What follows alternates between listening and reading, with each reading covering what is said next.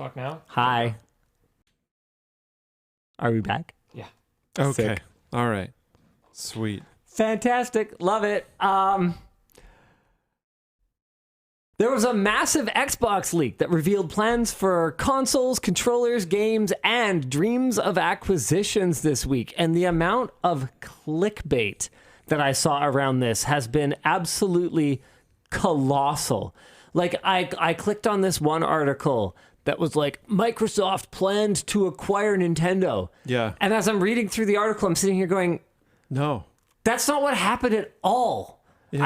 I clicked it because I went, well, surely they couldn't be stupid enough to think that like the government of Japan and Nintendo itself would what for money, like sell out to Microsoft. Like it's not even conceivable. And I was like, surely they couldn't have gotten too far into these talks. No, there were no talks. There was no Microsoft Nintendo acquisition. That who said it? Was it Phil Spencer? I don't remember. But someone basically said that would be a career defining moment or something like that. Well, yeah, it would. That would be an industry defining moment if Nintendo's been around for like what 150 years or whatever it is. Hey, Linus. Got what? Wouldn't it be sick if we acquired Mr. Beast? Yeah. There. So News. Here comes the Dexerto article. Yeah. You know, Linus almost acquired Mr. Beast. Almost. Beast Industries. Almost. Yeah, exactly. Almost happened. Feastables, more like tech tippables. That's our new chocolate bar, the Quick Bits. That's not bad. We've Quick Bits for like a bagged snack? we wanted to do a cereal at one point. That'd be pretty good. I know, it's a really good name for a cereal. Oh, Yeah. dang. We also have Linus cat tips Quick bites and quick bits. in Yeah. the production queue. Do you know what Linus cat tips are? No. Okay, so I want to make like a cat teaser. Oh, a cat toy. Yeah. And then it would have interchangeable tips, and they'd be doesn't matter. Oh, Yeah, man. I'm really sorry. Anyway, a Microsoft employee appears to have mistakenly uploaded a large trove of confidential documents, both redacted and unredacted, to a legal court website used in the trial between the FTC and Microsoft. This has resulted in what is possibly the largest leak of Xbox-related information to date, most of it from 2020 and onward. On the hardware side, Project Brooklyn was a diskless Xbox Series X refresh, and Project Elwood, an equivalent Series S console that were scheduled to launch in fall 2024. Oh, I shouldn't say was. I mean, maybe. Anything leaked could be, could not be. You never know. Things can be developed really quickly sometimes, and projects that seem like they're just about across the line can get axed. So who knows? A next-gen hybrid cloud console that uses both local and cloud processing is scheduled, allegedly, for 2028. That is actually farther out than I expected. Really? Yeah. I mean, looking at how hard they were pushing the cloud with Xbox Series X, I thought... It sounded like they're going to do this with Series X. Yeah. Sebile, an Elite-style controller with haptics that double as speakers, a lift-to-wake feature, and direct-to-cloud connectivity similar to Stadia. Man, this is cool. One document showed a mock-up of a first-party Xbox handheld, but handheld was listed as not in scope for first-party on what can only be described as a funding pyramid. What? Huh? Interesting. Not in scope for first party. So what? They would allow an ecosystem of Xbox handhelds, like kind of like Logitech G Cloud kind of thing, or Maybe that. Yeah. oh, that would be super cool. And what else? What else we got here? However, the Keystone Cloud console is in the funded section, despite being canceled last year before this document was generated. Okay, so take all of these leaks with a grain of salt, but definitely cool stuff. Then on the gaming side, Bethesda parent company ZeniMax had a planning document listing several upcoming games, including a Doom game called Year Zero, Dishonored 3, a Ghostwire Tokyo sequel, an Indiana Jones game. That What, the Indiana Jones game? Is that Yeah. what the sigh was for? Yeah, that'll either be amazing or more likely kind of terrible. Probably trash. Yeah. Yeah, probably yeah. terrible. I mean, you never know. I mean, I didn't have a lot of hope for the 2016 Tomb Raider reboot. Yeah, and that was actually very good. It ended up being excellent. It's one of the few games in the at that time in my life when I was very busy that I actually played all the way through. It was very good. A lot of movie tie-in games are not good. Did you just call Tomb Raider a movie tie-in game? Is it not? I didn't play the ones when we were really young. Was there no like super old school Tomb Raider movie? I know the newer Tomb Raider movie was not good, but I thought those were like remakes of some super old thing. Gonna quietly ask you to leave. I don't know. Honestly, I just don't care. But I was gonna say Spider-Man. My actual point wasn't Tomb Raider. It was Spider-Man. Came out and was actually surprisingly good. I thought That's that was gonna be also terrible. not adapted from a movie. Yeah, it is actually. Obviously, originally there's the comic books, but I'm pretty sure the game is based on the movie, is it not? Yeah, so nice try, bucko. Sort of. Moving on from... Not sort of, it's specifically pulled from the movie. People are so mad. I'm totally my twisting goodness. what he's saying to Yes, make it he so is. much worse than it is. And they just dove right with you, which I'm just was glad they're awesome. mad at you for a change. Yeah, that's I'll take that. I'll take that too, to be honest. Moving on from there, there's remasters of Oblivion and Fallout 3, which the remaster. Yeah, the Oblivion. Get the over Oblivion it! movie. The Oblivion movie. The Oblivion movie, yeah. Yeah, it's based no, on Oblivion's a comic It's book. based on what the, are you talking the about? Elder Scrolls, graphic novel It's series. called The Elder Scrolls. It's from a comic. It's from a scroll. Yeah. A lot of them. They're Yeah. old. They're multiple elder. scrolls. Come on. Buried in a vault. The move to remaster Oblivion, I honestly think is really weird.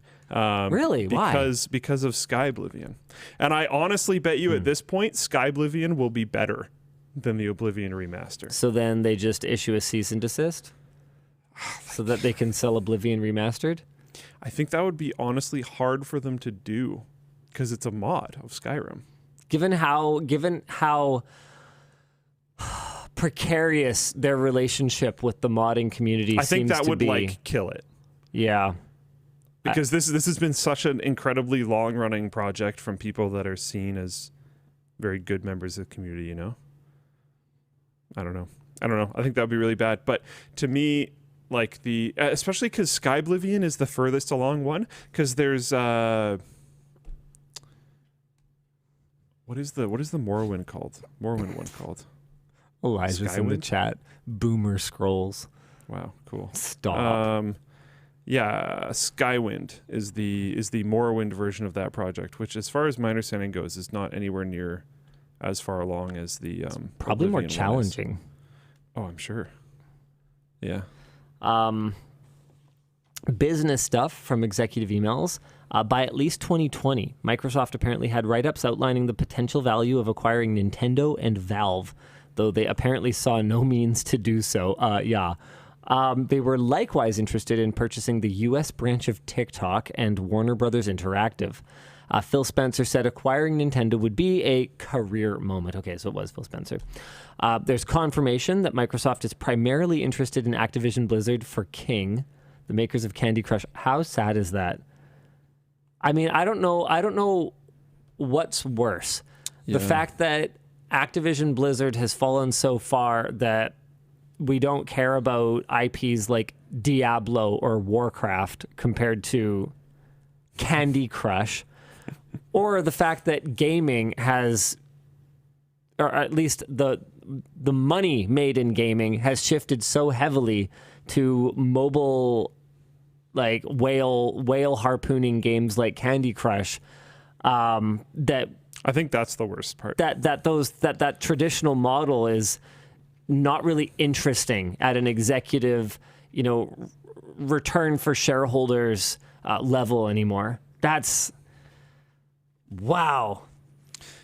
Yeah, honestly, the heights that Blizzard fell from and the heights that Activision fell from are both like incredible.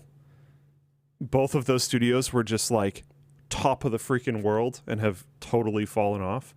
So that's a big part of it. I think the games that they've been releasing are pathetic shadows of what they used to. So I don't know. But also, yeah, people eat into that model. So like I don't even know what you say at this point, because gamers are going to buy stuff. It just happens. In one exchange, Activision execs described the Nintendo Switch 2 as closer in power to last-gen PS4 and Xbox One, which makes a lot of sense. Have you seen the recent rumors that the Switch 2 will be as powerful as a PS5 or an Xbox Series X? No. What are you talking about? That's not how that works. If it is a mobile device, which, as far as I can tell, most people seem to be indicating that it will be a Switch 2, a direct sequel, kind of like the Super Nintendo or the Wii U, right? What could possibly make you think it will have anywhere near? In the same article, I'm reading people who are saying it will be based on NVIDIA's Ampere architecture, and it will be a mobile device, and it will have the same performance as a PlayStation. What are you talking about? Oh my God, Conrad just said it's going to be called the Switch U just to make it extra confusing. That would be amazing. I would love that. I should just call it Switch Off at that point, because no one's going to tune into that. Forget it. Got him. Like I feel like this is the same conversation that we had back when Tesla announced that every one of their cars that they were shipping would be capable of full autonomous driving. And I'm sitting here going, look, I don't know everything about everything. Certainly not. There's lots of things I don't know or don't understand the intricacies of. But one of the things that I do know is that at that time, microprocessor technology, even if Tesla was 5 years ahead of the competition, there was no roadmap to the kind of AI inferencing that we were going to need for full self-driving. Like, because remember, self-driving, full autonomous operation is not 99% of the time or 99.9% of the time. Think about it. If it was 99% accurate in 100 hours, you would spend 1 hour doing the wrong thing. On the road, that is not okay. That's horrible.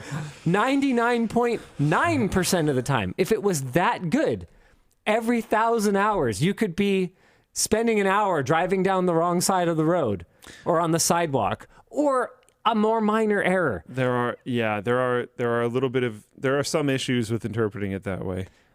But it's also not that wrong. Yes, but I would say if you evaluate, so okay, you're right, and based on how that thing is laid out, there's no way to know how that should be interpreted because you don't know the severity of these errors. Yes. But looking at like people driving down the road, what percentage of the time are they doing the wrong thing? By looking somewhere incorrectly or just absent-mindedly, like not really seeing what's in front of them, stuff like that, it's probably extremely high. But they're probably also not driving down the wrong side of the road like you're giving for an example, and there's no way to differentiate those levels of errors. That's true. The That's statistic true. that we had. And we don't know for sure if, like you said, humans are spending one out of every 100 or 1 out of every 1,000 hours like completely doing the wrong thing. People run red lights. It happens. People fall asleep at the wheel. Yep, 100%. I think what we can all agree on is that Megs 1991 says in the Floatplane chat, Luke thinks Mario Bros is based on a movie. I didn't know how. I just don't know how you got it so wrong, Luke. It's Tomb Raider. Who cares? Why does anyone care Horny this much? 13-year-olds care. You don't like pyramids, Luke? When did the first Tomb Raider game Poke come your out? eye out. There's Tomb Raider. I just spelled that wrong. Raider game release. What was I, like 5 or something? When did it come out? Tomb Raider Gold is 1998. All right, so I was 1996 in October. So I was 5. Could have been a movie. I don't know. Why do I care? I don't know. Maybe you were a precocious youngster and already a pyramid enthusiast. I might have been at that point. I'm not sure. You either recently were or you were going to be one soon, you know.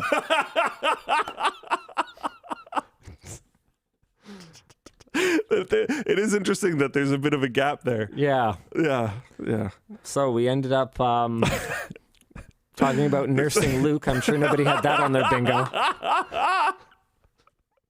This is pretty interesting. Someone in Floatplane chat linked me one of the leaked versions. This isn't working anymore since we restarted. Stream Deck's broken. Can't show you my laptop, but it's one of the leaked documents. It says gaming. There's a picture of Master Chief because, of course, there is. Then it says gaming devices. Oh, there we go. Yeah, gaming devices past to 2030. Console business is the foundation. Damn it, Microsoft. Consoles are considered a key health meter for the brand and will continue to drive majority of revenue and subscribers into 2030. Wow. New endpoints are I feel very unimportant right now. Yeah, me too. This is the interesting part, though, is like they kind of shift immediately after saying that. So they say consoles are the foundation. This is the health meter, all that kind of stuff. And then they say like, to get to 100 million members, though, unlocking new off-console endpoints and improving the experience will substantially grow subscribers over the next 8 years. Okay, so which one is it, Microsoft? Exactly. That's an interesting, That's a bad presentation. point. To be fair, I think they're saying it's the foundation, this is our majority, that type of stuff, but we need to... Right. So they're saying that to build a pyramid... They have to have a lot of consoles, and then they have to have a sharp point of endpoints. Yeah. And then they turn it on the side. Yeah. And they have two of them. Controller becomes the hero is point number 3. The new Xbox controller is the only thing you'll need to play on every new device. This new low barrier of entry will fuel subscriber growth. So subscriber growth. So they're just talking about like Game Pass. Yeah, that's it. That's all they care about. That's it. Game Pass, baby. Yeah. Personalization and customization continue as a hardware strategic advantage and a key profit driver and customer delighter. Never heard that word before, but it sounds good. Yeah, I've heard like delighting customers being... Yeah, but delighter? A customer delater. Yeah, I don't know if I've heard of a customer delater before, but I also don't spend a ton of time in gentlemen's clubs, so... Yeah, or pyramids. Sustainability and accessibility. Continued progress towards reduction of carbon tax impact, re-energizing our journey of inclusion. Personalization. It's interesting to me that they would think that personalization is a strength of Xbox. They do. No, it doesn't. You got to send us back. There we go. They do push their custom controllers a lot. Yeah, but why? And honestly, I think a lot of people buy them. Why not the console though? Customization of the console itself. Yeah, like look at how Sony's doing with the PlayStation 5 dark plates or whatever their first party one is called, the dbrand thing. Like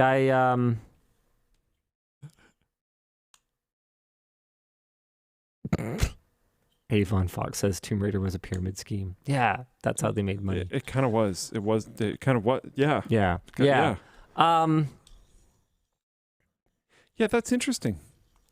I don't really, shop for Xbox as much. I don't even think they've done much in the way of themed Xboxes this time around. Like we had this all black. We had this super cool like Gears Xbox One X. That was sick. Or was it a 1S? I don't remember. But I have one of those actually. Yeah, did you steal it from work? No. Oh, okay. Why the hell do you have an Xbox? It's a long story. I turned it on one time. I'm interested in this story. It's still under my TV though. I would like to hear about it. I'd like to hear the story. I wanted the controller. So we found his weakness. We found the thing that will make Luke spend money. No, I didn't buy it. Oh my God. Okay. Carry on. I wanted the controller. So I had the red... I should have known better. Gears controller. Yeah. That I probably stole from work. Yeah, that definitely, because I think it disappeared. I had the red one. I've had it for like years. It was before there was a lounge. So I don't know where I got it from. I might have got it from Willow, actually. I'm not sure. Nice backtrack. It's possible. Good job. It's technically possible. But I had the red Gears controller, and I wanted to play NHL with my brother, because they won't release NHL on PC since, like, what was it? Like 96 or something? Like, no, it was in the 2000s, like 2005 or 2006 or something. Oh, maybe it's 2006. Yeah. but yeah, they haven't released NHL on PC in forever. So my brother and I wanted to play on Xbox. And I didn't really want to buy an Xbox, but I had plans of how we could play an NHL game on the TV. Don't worry about it. Through cloud streaming. Sure. But anyways, I wanted more Xbox controllers, and I couldn't find getting the Gears controller, because that's all I wanted. I didn't actually want the Xbox. So I reached out to a contact and was like, can I buy just the controller? And then they sent me the whole thing. I didn't know they were going to do it. So you leveraged your, contacts here. I did not meet this person through work.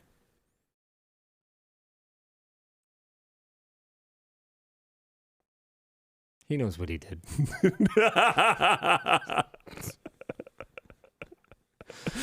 Okay, so you have an Xbox it's now. Turned on once. Well, no, I've had it for like 4 years or something. Yeah, they got a really great value out of that. Yeah. Yeah. Okay. Yeah. Hey, I mean, the good news is it can never, red ring of death if you never turn it on. Well, okay, because I know that's not an issue with the series. You'll even or remember Xbox One S or whatever. Remember I got that TV? Yeah. The TV was more or less also so that I could like have people over. Oh, right. And then that was That was a week before COVID happened. Yeah. How'd that go for you? Now I'm not even the one that uses the TV anymore. It's like exclusively my girlfriend. I don't ever use it. I think you had an inkling that was going to happen at the time, though. I did. Yeah. Because you were like, yeah, I don't care about the TV, but this is the good one, right? I'm like, yeah. And you're like, okay. Yeah. That's exactly how it happened. Yeah. Okay. That makes sense. I did zero research. I called Linus like on the way to the store and was like, tell me what to do. Hey, it's a good TV. It's great. It worked. It worked quite well. You bought it at a good time because basically there was some huge sale. You've got 4K 120 hertz. You've got HDR support. You've got variable refresh rate with like G-Sync compatibility or whatever. So you've got basically everything you need, and all that's happened since then is they've gotten a little bit brighter, basically. More color gamut, more brighter. They are better. The newer ones are better. But if you are using them anytime other than during the day with sunlight coming in, the newer ones are better. But man, are you ever having a lot of the experience with, I think it's like a C2 or something that you have, C1? I don't remember. I don't remember. You'd honestly probably remember better than me. Man, it might not even be. No, it must be like a C10. Yeah. Oh, that sounds more correct. It's probably a C10. Yeah. That sounds more correct. Yeah, because they started over.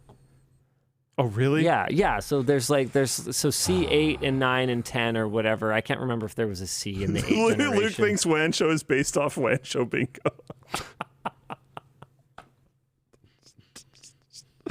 Sorry. It was funny. Oh, man. Okay.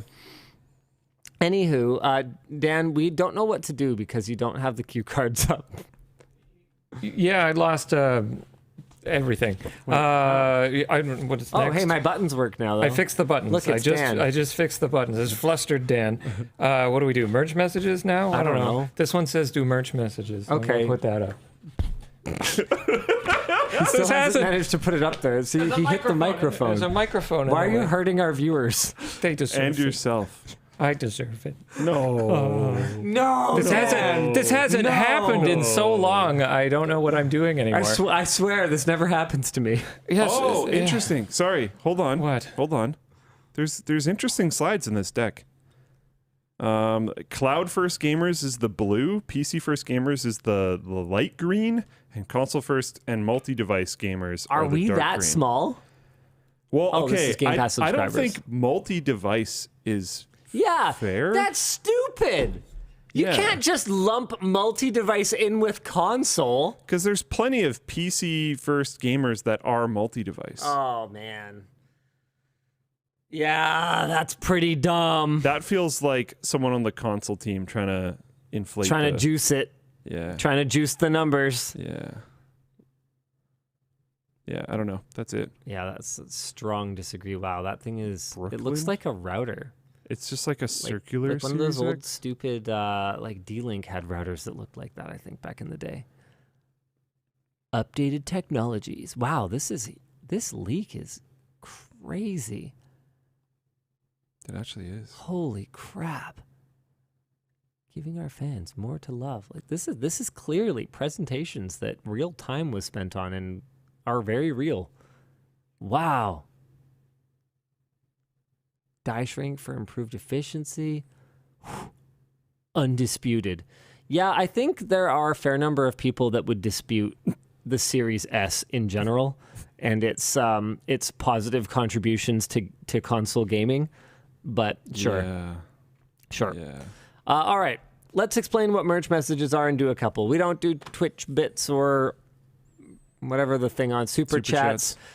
Man, I sleep deprived. There's different kinds of sleep deprived. Sometimes I get kind of like silly, and then other times I get today I'm just stupid. Like I feel like this is what it must be like to not be very smart. Like I start a thought and I don't know how to explain this. You can say something, I'm like, I don't understand. You can apparently make rough comparisons between sleep deprivation and being drunk. Yeah. Yeah, being awake for at least 18 hours is the same as someone having a blood alcohol content level of 0.05%. Being awake for 24 hours is equal to having a blood alcohol content of 0.1%. Sick. Well, see, I'm not sleep deprived in that way. It's more cumulative. Yeah, I think that's a harder one to measure, but I'm sure it has similar effects. I've had a really big I've had a really big project on the go lately. We finally have the 1U LAN center gaming systems up. You know what? We can talk about it a little bit later on the show. First, let's explain what a merge message is. So we don't do those normal kinds of messages to shows because we think they're kind of a bad value for the viewer. What if we don't see them, or what if we see them and frankly they're not very relevant and we don't respond to them? Then you basically got nothing. You got pixels on a screen, and that's a shame. But the way that we do it, hey, you get your pixels on the screen. Sup, Alexander G. Our producer Dan will go through some of the merge messages and either reply to them himself, like to Alexander G, or send them to us to address later on the show. Or none of that happens, and hey, you just get your order in the mail and you get like a sick t-shirt or a hoodie or a water bottle or a screwdriver or whatever the case may be. So you just gotta go to the merch message box in the cart, and whenever we're live, fill out the merch messages field and then go ahead and place your order, and it gets dumped into the queue for producer Dan. Dan, do you have a couple merch messages for us? I do, actually. First one here. Hey, LLD, given the amount of times you talk about tech-related lawsuits or legislation, have you considered adding legal experts to the team to review them so we know exactly how it's affecting us? I think for the most part, unless you are an enormous company, you generally seek legal advice on a consultancy basis. Yes. Yeah. Like, I mean, I'm thinking the CNNs and, Fox Newses of the world, okay, hold on just a second. They obviously have internal legal counsel. Oh, but they'll also have... But for the content, they bring in legal contributors who my understanding is a lot of the time are not necessarily paid. They're paid in exposure on the network, is my understanding. And to be clear, I'm not suggesting, this is not a call for lawyers to consult for me for free. It's just, what I'm saying is that I don't necessarily know that media organizations will just have a lawyer on staff. Because the thing about law is it's not just, you don't just hire a lawyer. It's quite specialized. It's very specialized. So if we were going to talk about, copyright, or if we were going to talk about, for example, patent law, or if we were going to talk about, I wouldn't even be surprised if financial crimes, like a CNN style legal team would almost be a legal team that, works through contractors, or finds the right ones. Yeah, knows who to know, and who to bring in for a relevant take on whatever the topic du jour is. Yeah, I could totally see that. Yeah, Vectavis says, I have an ex-prosecutor as my company's legal counsel. Sometimes they can pivot. I mean, that's true, but what if they don't, or what if they make a mistake? Would I be better off just bringing in someone to consult for us on whenever needed? I don't know. It's not something that it's not something that's on our radar right now. I think right now we're just really focused on making really great content. Got a lot of really exciting stuff lined up. Oh man, there's something I really want to tell you guys about, but I guess I can't really do it yet. Soon. I will tell you guys soon, but I'm very excited about it. All right, Dan, what else you got for us? Sure. Last one here. Dear Dan, Linus, and Luke, and WAN crew, my 22-year-old autistic brother dropped $120 on Mario Kart Tour last week. Do you have any tips on how I can help him not be susceptible to this kind of thing? Oh, man. This is a tough one.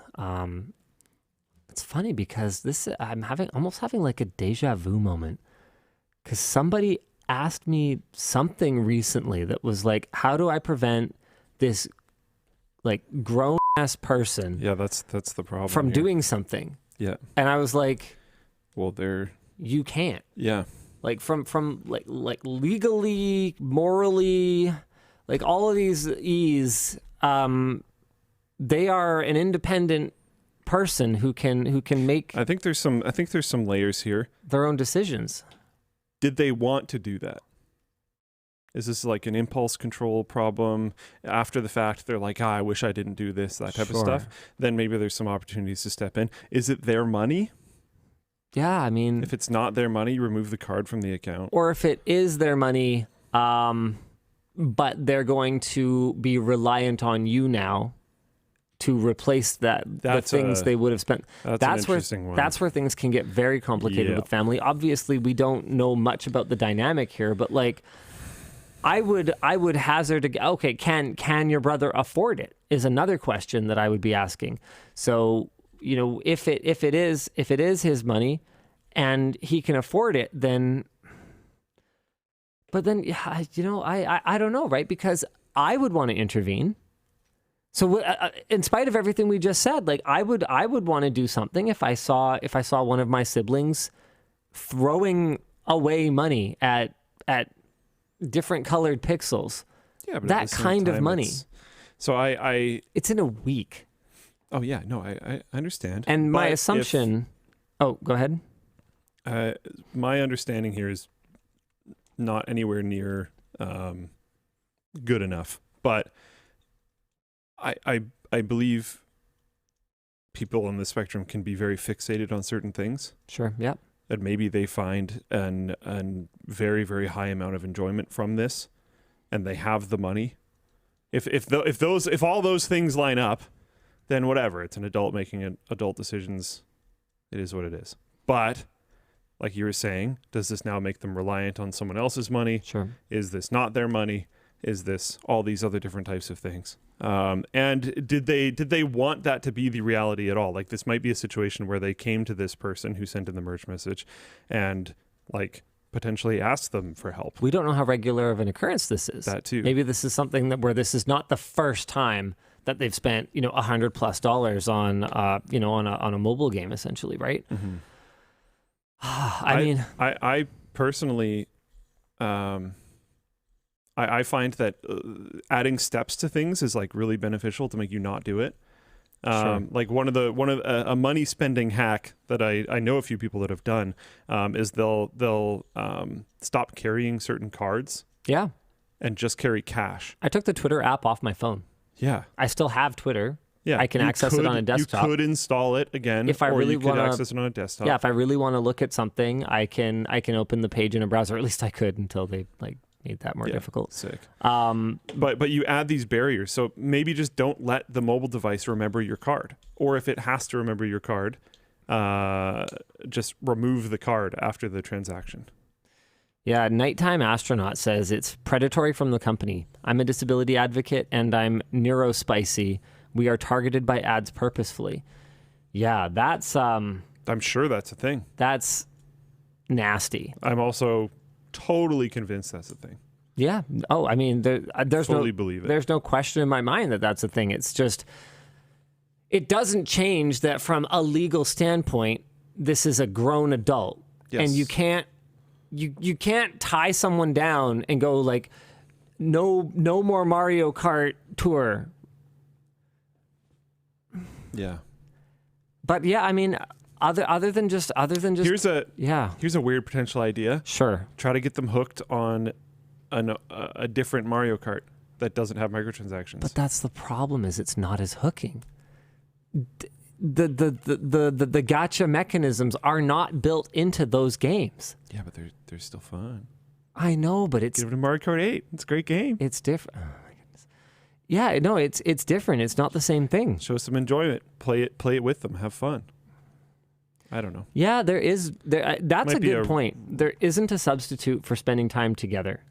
Yeah. So like maybe I don't know. This is possibly not fair, and I'm volunteering this person's time, but that's probably the approach that I would try to.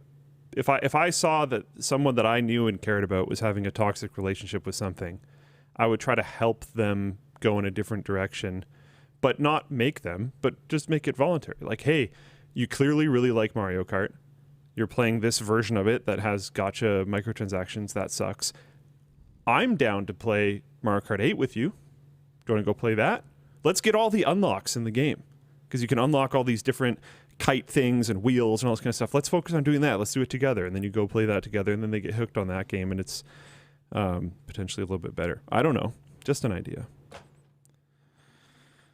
It's unfortunate, but yeah.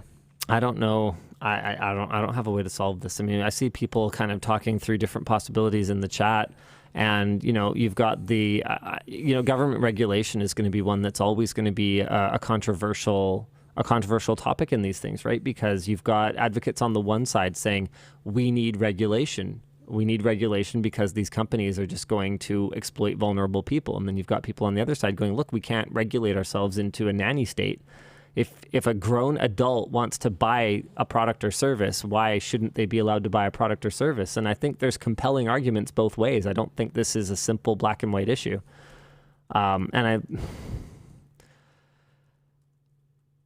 I'm reminded of the news. I think this was also this week. It was either this week or last week that Neuralink is looking for human volunteers for early implants. Yeah. And I'm kind of sitting here going, these are going to be grown adults, hopefully, of sound mind and body, who are making the decision to be guinea pigs for their experimentation.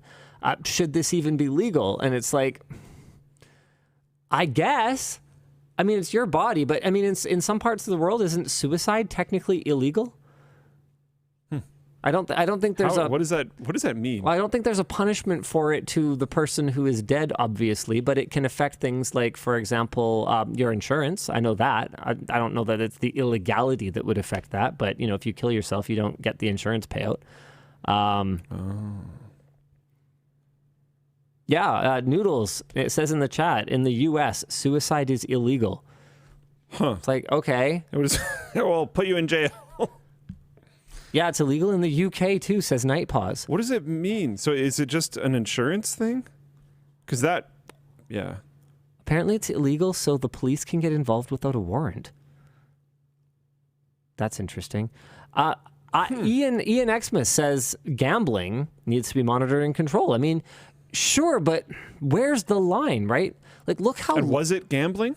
Look how long it took to regulate, like, smoking, What's the name of this example. game again? Mario Kart what? Mario Kart Tour. Tour, mobile game.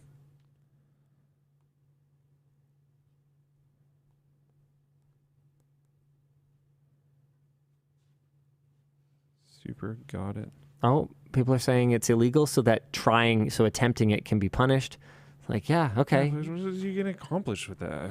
Seems stupid. I don't know, man. So you can be forced to get help. That's okay. That's something. So what, are you going to throw them in jail for it? Like, what do you think that's going to do? Yeah. Also, if someone helps you, they can be charged with aiding and abetting. Okay, so I think I'm cool with that. Turns out there are some good reasons. I'm sure I don't know. It's a very nuanced topic. 100%. Microtransactions remain in the game. Yeah, I'm not certain if the Mario Kart Tour, if the microtransactions are just like buying a thing or buying a dice roll. Got it. I don't know what they are. Yeah, I'm not sure. All right, do you want to give us one more merch message, Dan? Yeah, sure. Let's see what I've got here. Hey, LLD, what kind of actions would you have to take, of any, if a Mr. Beast-sized creator wanted to join Floatplane? I think if a Mr. Beast-sized creator wanted to join, we'd probably have to beef up the infra just a little bit. I would imagine they'd have some special requests in terms of tools they would want built for engagement with their audience. That's pretty common. Yeah, as long as they're not too onerous, like as long as there's something that we could sort of try to fast track or get on a roadmap, or they're willing to be a little bit patient. I would think at this point, not too much. You know, don't quote me on that, right? There's stuff that we would need to do, but there's solutions that we can implement that could solve it. Like, we'd be fine. All right, why don't we jump into our next topic? Luke, you want to pick one? Sure. Give me a sec. I was looking at the Mario Kart Tour stuff. Do we have the Copilot thing? Yes. It's working? Sick. We have it? I just finished. Oh, nice. Okay. Well, should we do that? Should we use it? I'm just trying to get it to... Okay. So you're still doing stuff. Okay. Well, let's maybe do that later.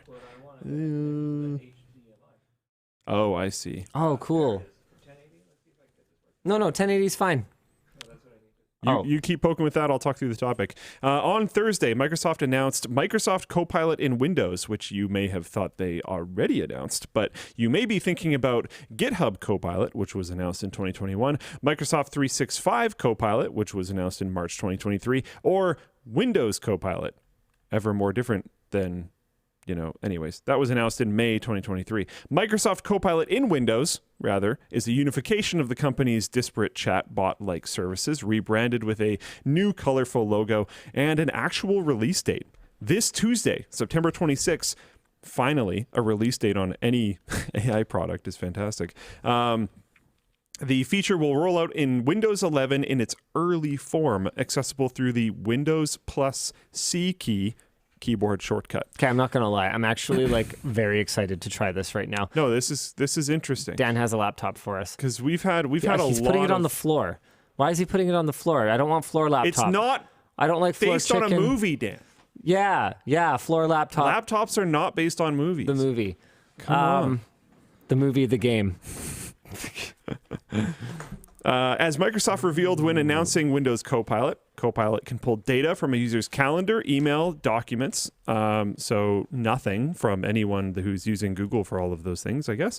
Anything Microsoft app related to help you answer questions and perform tasks. It can also help you control your desktop itself. You can tell it to arrange windows, change system settings, launch specific Spotify playlists, No way. and much more. Okay, well, let's do stuff. Yeah, try to arrange some windows. Pull open some stuff. There's no apps on here.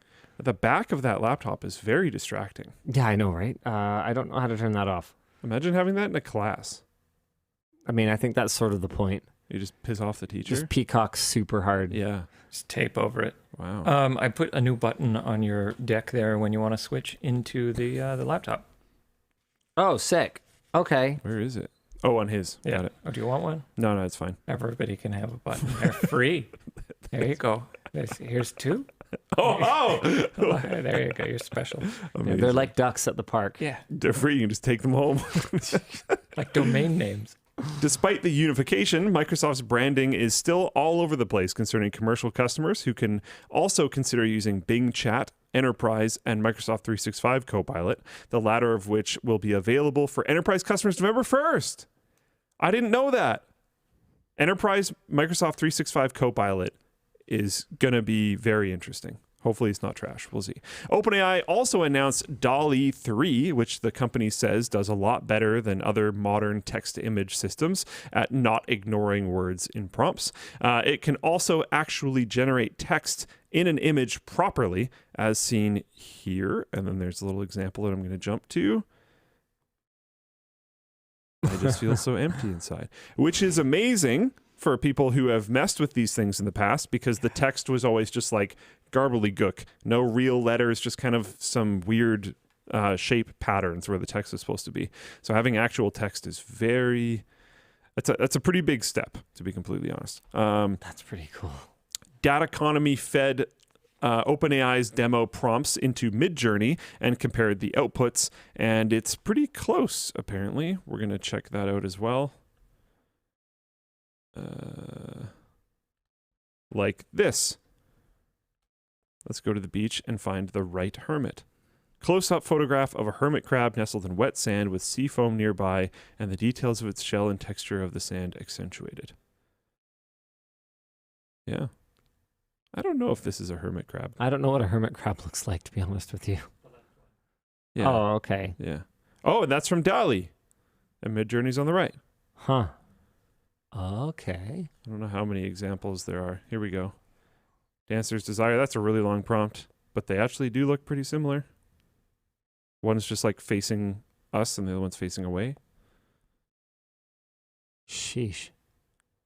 Photo of a lychee inspired, I think that's how you say that. I don't know. Inspired spherical chair with a bumpy white exterior and plush interior set against a tropical wallpaper. Huh. Quite similar. Man, every time I play around with this stuff Wow. or look at it, I am just kind of blown away. Potatoes. We know a thing or two about generating potato images on DALL-E. We do. Anyways, Speaking of potato, no, never mind. I'm not gonna tease that. oh wow, okay. Something I don't know what potato that is. related. That's all I can say. The DALL-E 3 DALL-E 3 is in research preview now and will be available to ChatGPT Plus and enterprise customers in October and will, of course, be integrated into Bing and various Microsoft apps and services as well. Lastly, there were new Surface devices announced, all with very iterative upgrades. Business Insider and Windows Central say that this is part of the reason for former Surface chief Panos Panay's sudden departure this week after 20 years at the company. Surface Laptop Studio 2 with an Intel 13th Gen Core i7 H-class chip, various ones I suspect at different price points, an RTX 4050 or 4060, Intel Neural Processing Unit, and up to 2 terabytes of like dedicated storage and 64 gigs of RAM starts at around $19.99. I say around because they don't specify what chip it is, and there's 2 different GPU models, so I don't know. Surface Laptop Go 3, pretty much just internal upgrades, same 12.4-inch screen, now has Intel 12th Gen, not 13th, I guess, instead of 11th, and starts at $799. Surface Go 4 for business, same chassis as Go 3, Intel Dual Core Pentium, I got there, in Go 3, replaced with quad-core Intel N200, marked for business. Do not have fun with it. It's illegal. That's right. Riley wrote that, right? Yeah. I assumed. I don't even have the doc open right now, but I know. I don't technically know that.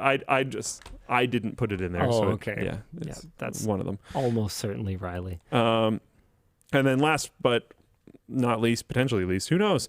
Surface Hub 3, some minor upgrades over the Hub 2S announced in March. Hub 3 module can be purchased and installed in existing Hub 2S devices. Okay, should we just start doing Copilot? Does Yeah, anyone care about I've that? been waiting for you to do this whole my time. goodness. No, I'm ready.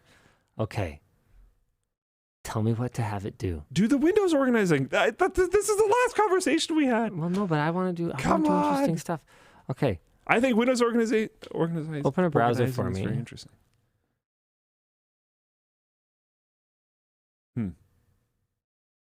No, thanks. Can you open a good browser? Oh.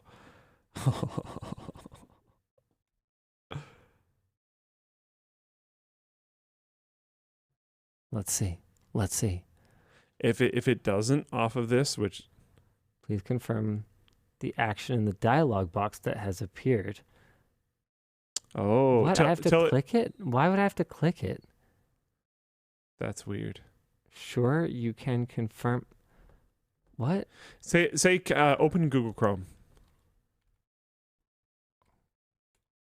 I don't know why you would ever want to do this instead of just typing in the start menu. Well, because eventually you would want to interact with your voice, not the keyboard.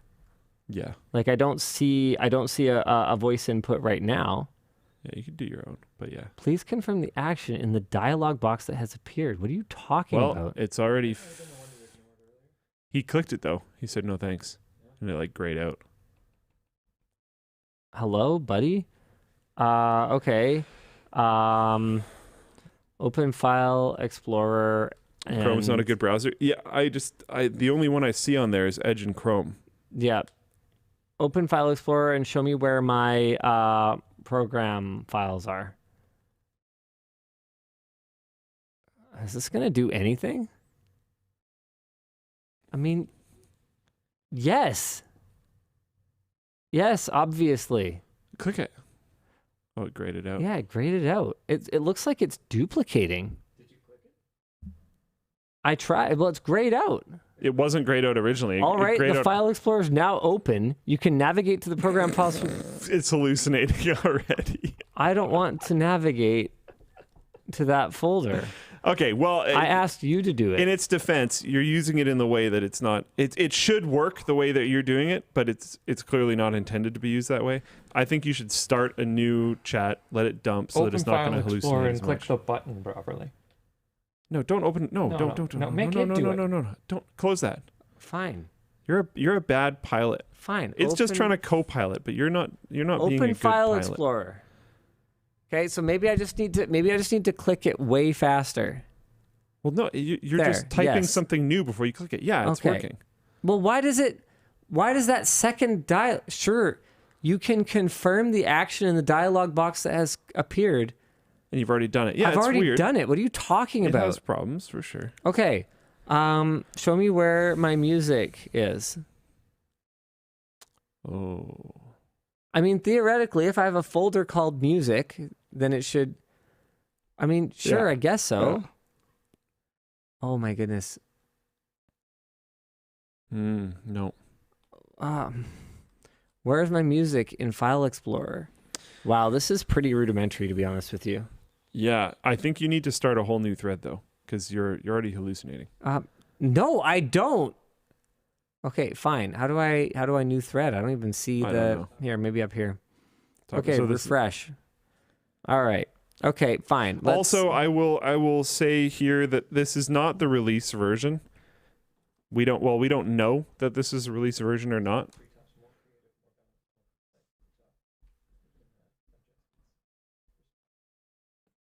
Are you talking to the stream right now, Dan? Oh, Yeah. Dan, you might as well just talk to the stream Yeah, you if you're should going to say say that to that the stuff, stream. because we're just going to sit here in silence while you talk to us anyway. Yeah. Hey, that's nice. Okay, Tomb Raider is both a movie and a game. Oh my goodness. Okay, but that's just normal Copilot stuff. It's more of a come on. Try to get it to do cool things. Open some windows. Get it to organize it. Come on. I'd rather bother you. Oh my goodness. Ah. It's not more of one than the other. I'm just gonna install Started this as at a home video and use it game myself. series in 1996. Iconic protagonist Lara Croft. Again when I was 5. Do you think that's an excuse, Luke?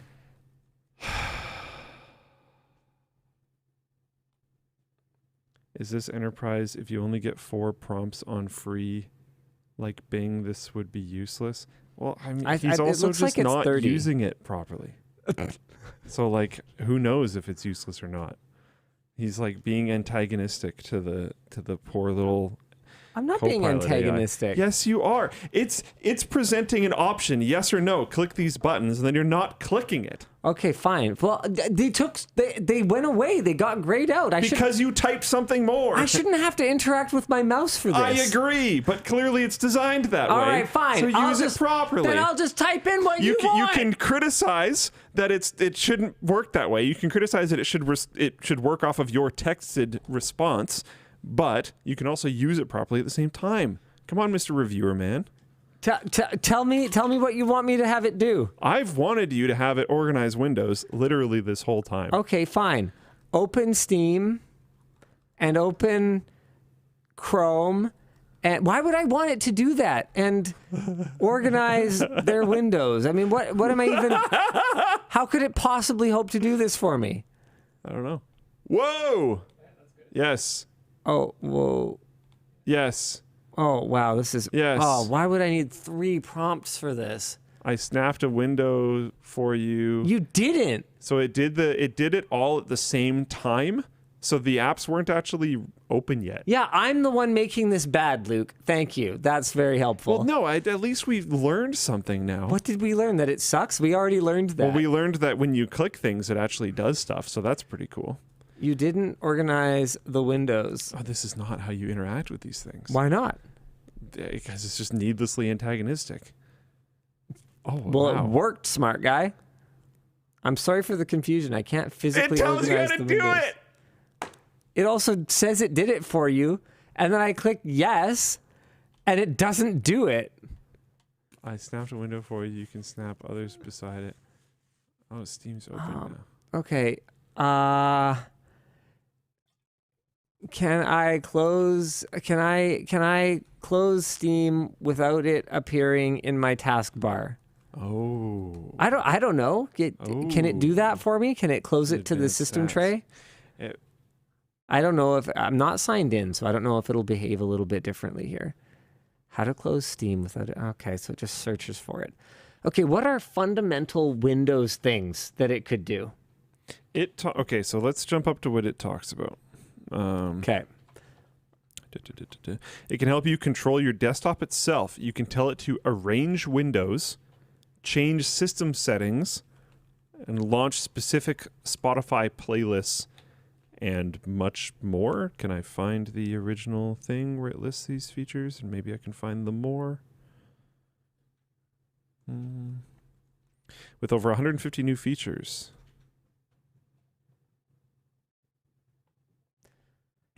I could see this being super. Okay, here we go. This is what I've been trying to get to.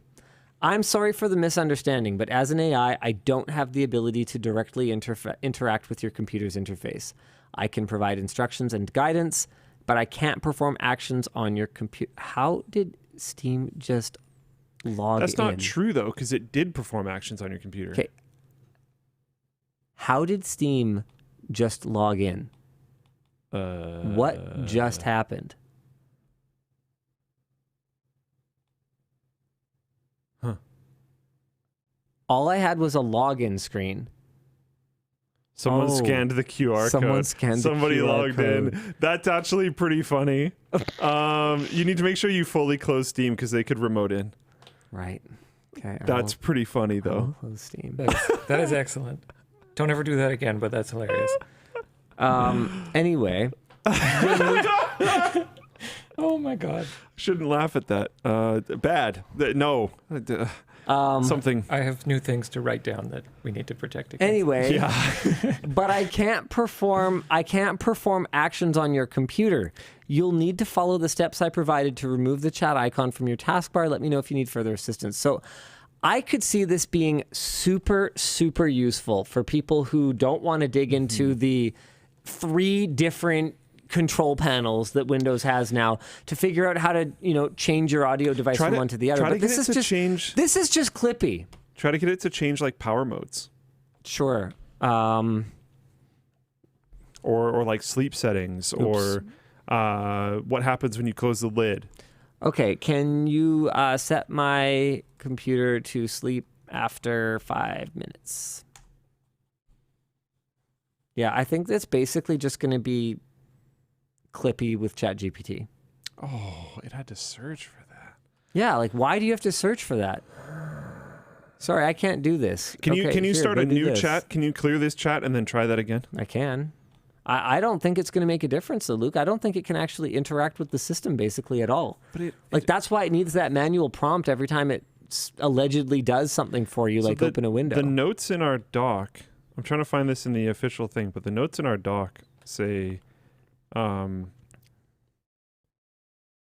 it can pull data from a user's calendar, email, documents, anything Microsoft app related to help you answer, perform tasks. It says it can help arrange windows, change system settings, and launch specific playlists. Did it just do this?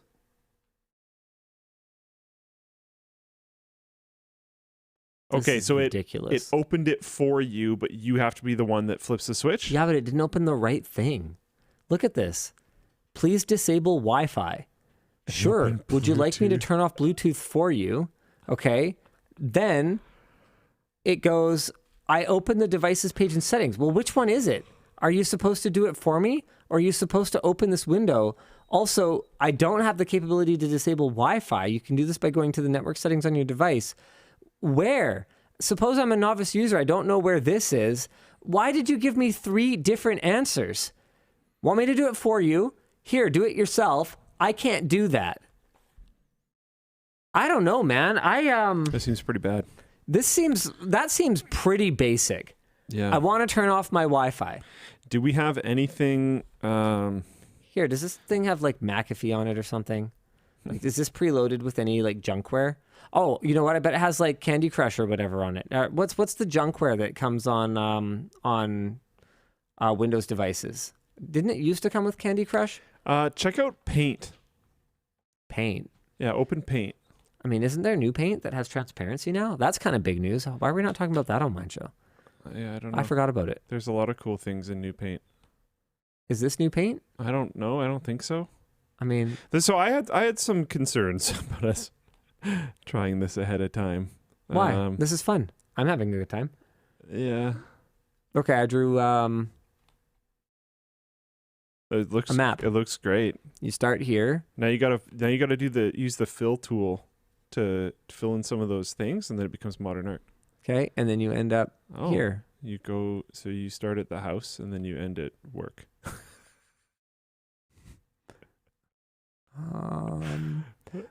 Wait, what is this? Got him. It's a truck. Oh, Hey. heck yeah! It has little like That's little the best cloud truck. coming out the back and everything. And here's hold on. Oh, fine details. Fine details. Here's you. Oh. Nice. Yeah. Anywho, Sick. how did you get? If the truck is your method of transportation, though, how did you get to it? Oh. I don't know. What if that just shows the path that you've taken so far? Can you save the drawing I made in MS Paint? Can you do basically anything? So here's my problem Yeah. with this. This is supposed to be a Windows update. Sure. Oops. And like I'm going to jump onto my screen really quick. Okay. New Windows 11 update delivers over 150 new features, including bringing the power of Copilot to the PC. Copilot in Windows in preview. Paint, Photos, Snipping Tool, Clipchamp, Notepad, new Outlook for Windows, modernized File Explorer, all this other type of stuff. We clearly don't have all these things. What did we install? Just the Copilot preview? Is that right, Dan? Pretty sure this is like the most bleeding edge version of Windows on the planet right now. So this has the Right, weird but it doesn't have all Copilot. these other things. So we don't know how old this version of Copilot is. We don't know if this is the version of Copilot that they're actually going to be launching. And when they do launch it, it's going to be a preview version. Now, I will say, given its performance right there, I'm not the most confident in it.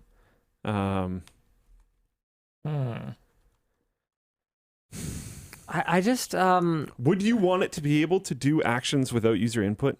well, it's not without user input. I am inputting. I mean, okay, this is something. Yeah, but what if I wrote a script to pretend like This is This is why it doesn't do things on your computer, because then it's dangerous, right? Yeah. Yeah, it's going to be dangerous regardless. But you could already script those things to happen. Yeah, okay. But I This guess is scripting pointless then. Yeah, it's not like you can do anything in here that you couldn't do in a PowerShell, Yeah. which can run in the background anyway. Yeah. So Yeah. like, what are we protecting from here exactly? Lawsuits. Well, yeah, but if they were going to sue over this, they could sue over PowerShell. You know what I mean? Like, I don't really. I do wonder if this is just the starting point where it's basically ChatGPT, but you don't have to go to Bing.com. Which is a benefit. I mean, that's something. I don't want to go to Bing.com. I just don't think we should say almost anything because we don't know if this is the right version. Well, what we know is what is that the this version? is a version that is in What? development. Yeah, sure, but Yeah. like that's not the necessarily. We're talking about this as if it's the one that people are going to get. Well, no, and we have no idea if that's true. I'm talking about this in the terms of how it describes itself, right? It describes itself as not being capable of interacting with your computer, which was exactly what I wanted to know. This version of it describes it that way. I think that is a significant design decision. That's not a technical thing. That's a design decision. So, no, I don't think it's likely that that's going to change in the, 4 days before this is more broadly available? Okay, but here's the thing. The one that they're showing off in the video has a mic. This one doesn't. Sure. This is not the right version. Sure, but I mean, again, that doesn't address what I said. Do something to help me focus, and it automatically opens Spotify. Oh, no, you have to it click doesn't. it. So you have Organize to my do windows. everything. It just did it. Look. Well, here, hold on, because we haven't Organize my actually windows. hold on, we haven't actually tried that yet.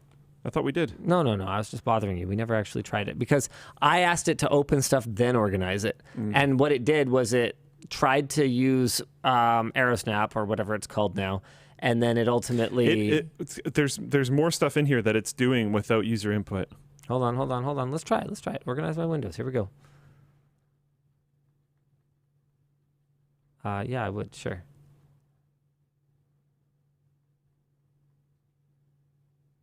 So yeah, this is not how it works in their video. Isn't it a marketing video? Yeah, but like it's... I don't... We're using a version that is not the one that is going to be released. Do you think it's really going to significantly change there are clear in 4 differences days? between the two apps. We cannot say this is legit. We will get destroyed for this. This is BS. This version came out today. It doesn't matter. Nobody said it's legit, Luke. We said this is what Microsoft has made available right now. This is an extreme preview build. Yeah. There's like 4 layers of extreme And it's previews. completely irrelevant because one that is clearly not this version, because it has functionality that we can see, like the mic button, is being released in a couple days. And we're talking about one that is now already clearly old. Are you mad? You guys, I am mad. You guys don't see the problem with this? No, not at all. Oh my God. Not even a little bit. Goofballs. But this is... Goofballs. They released this today. So what? So why would we not talk about it? When would we talk about it? This is not the news article that we're addressing. So? But this is what's here. So we read out a news article with talking points and then talk about something completely different. I mean, okay, can I make an analogy? Like secret... no, I won't name a certain brand. LTT Store releases a new shirt. Well, they used American Apparel shirts like 7 years ago, so let's review an American Apparel shirt. But that's not comparable at all. It's like if a game developer announced an upcoming game and announced a release date for it and showed a trailer for it, and then 2 days later or whatever, put up a preview build of it, and people played the preview build and talked about it. That's what this is. There is nothing wrong with that. They didn't have to make this preview build available. This is not pirated. This isn't a leak. This is something Microsoft made available. I don't think it is proper form to read a news article about something and then open up something that is clearly not that thing. ChatGPT-4 in chat says, Linus knows he's wrong. He's just messing with Luke. No, I legitimately don't. I think it's completely valid if a company releases a preview to use it and talk about it. 100%. They don't have to do that. In my opinion, this is a preview build of what is going to be released on Tuesday.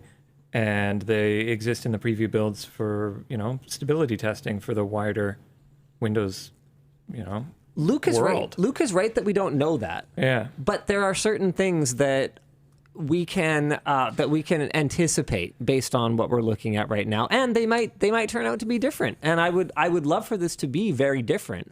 But it's clear to me right now, from a design standpoint, that this is meant to be more of a. But I think it's the wording, because we're saying things like it cannot do this thing. Yeah, right now it can't. Right, but they are currently showing in their stuff that it can. So we need to be clear when saying that. I don't know. That might be FMV. It could be. So we need to be clear when saying that this preview build can't do this yet. Sure, but we can't test this thing. And maybe we'll know when it releases on Tuesday or whenever it's releasing.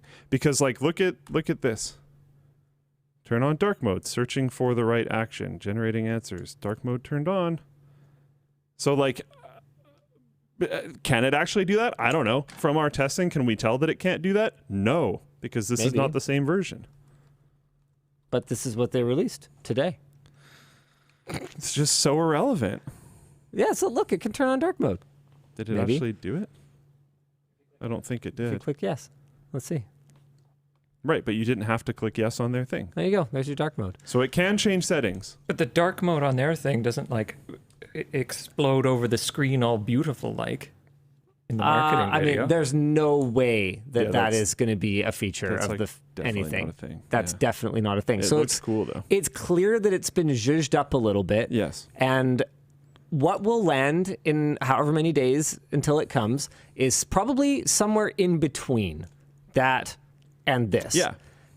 And I would say, I would anticipate it will be closer to this.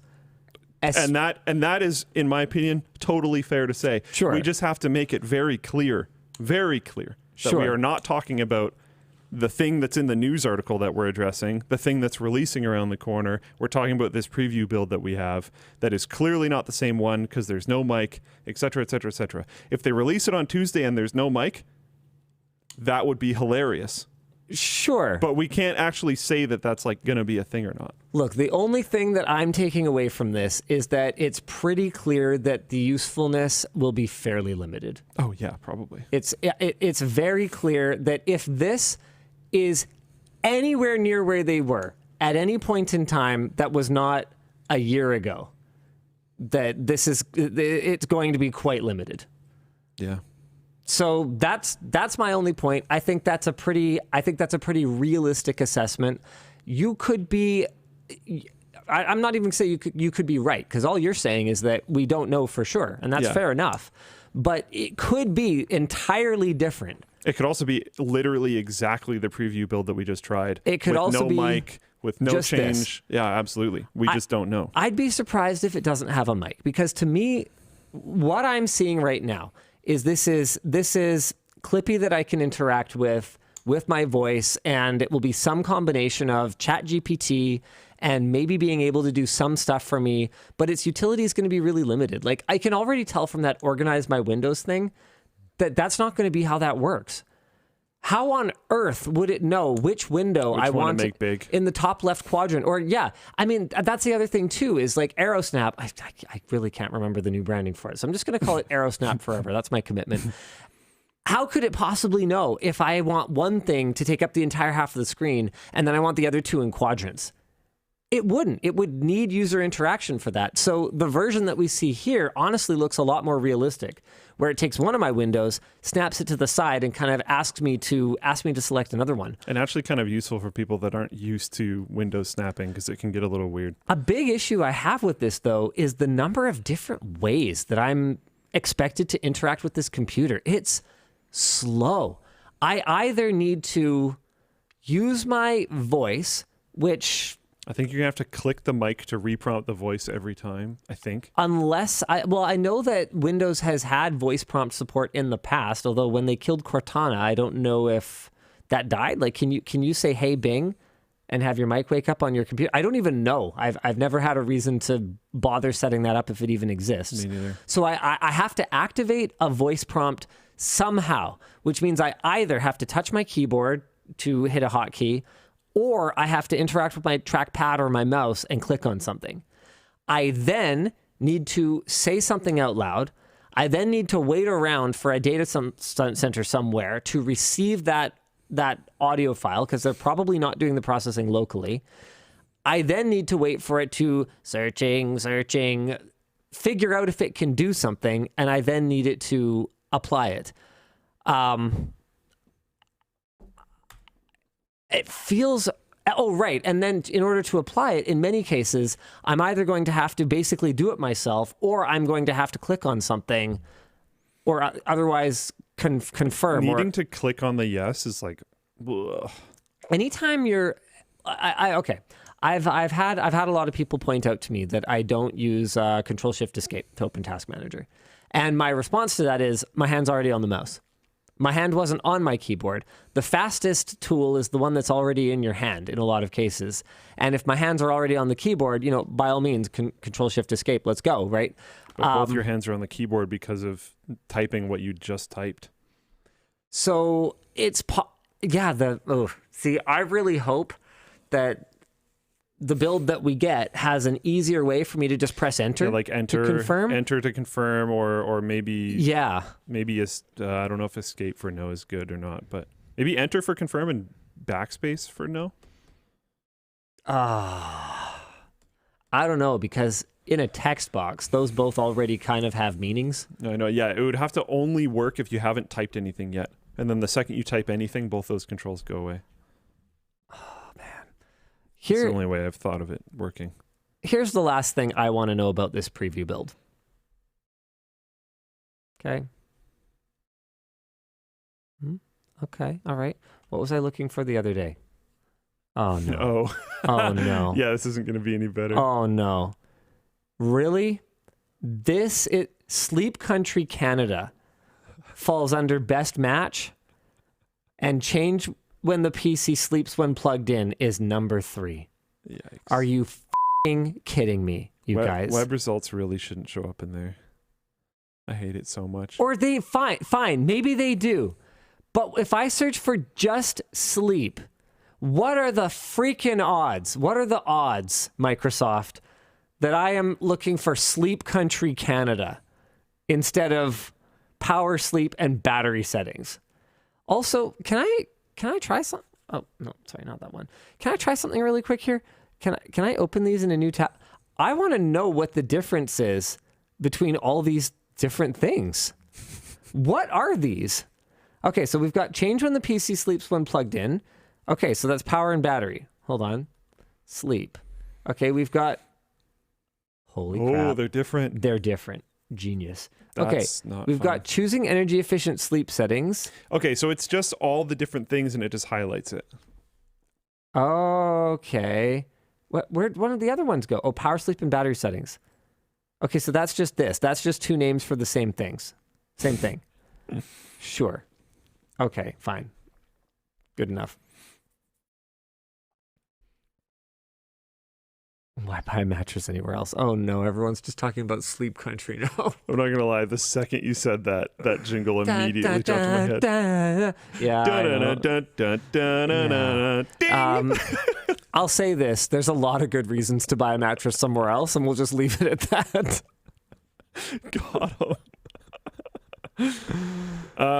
Talk about 1U LAN Center. Yeah, sure. I have had an extremely challenging week, but also an extremely exciting week. Did you realize that the first video about the LAN center at the new house, can I even call it a new house anymore? It's been 3 years. It's got some scuffs on it. Like it's not new, that's for sure. It's still great, and I still love it, and I'm really excited about all the things that we've done with it. And actually, there's still lots of plans, but I don't know if it's new anymore. So whatever, my house. The first video that we did, unveiling the 1U gaming systems that we were going to put in the rack to have like super high gaming density in the rack. That was almost a year ago. Ooh. Since then, I have had laptops that I borrowed from work set up at all those stations. Yeah, 11 months ago. This is my new gaming PC, 1U PCs for my new house, part 1. That design, completely thrown away. Completely gone. Then it gets even better. We then did a follow-up video a couple months ago, I think it was, where we unveiled the all-new design. We ran into some problems. It was validated quite well by the team. Super proud of the team. Great job. But they didn't try a fiber optic DisplayPort cable. So what happened was the layout of that system had the GPU on the inside, which is totally a thing, especially for compute-oriented rack mount machines, where they'll just like have a bunch of GPUs lined up in there. They don't have display out anyway, so who cares? These do have display out, But they had a solution to that. We were going to have just little pass-through cables and just have a female jack at the back of the case to a male going into the GPU. Even fancier than you would have needed to do, really. Yeah, so pretty sick. Oh yeah, or just a pass-through, just a grommet it's going not into. Good. That's rough because all of a sudden, what you're doing is way better. I'm just saying, like, this is not an impossible to overcome problem. Yeah, it's fine. Okay, there's a couple of reasons that it was.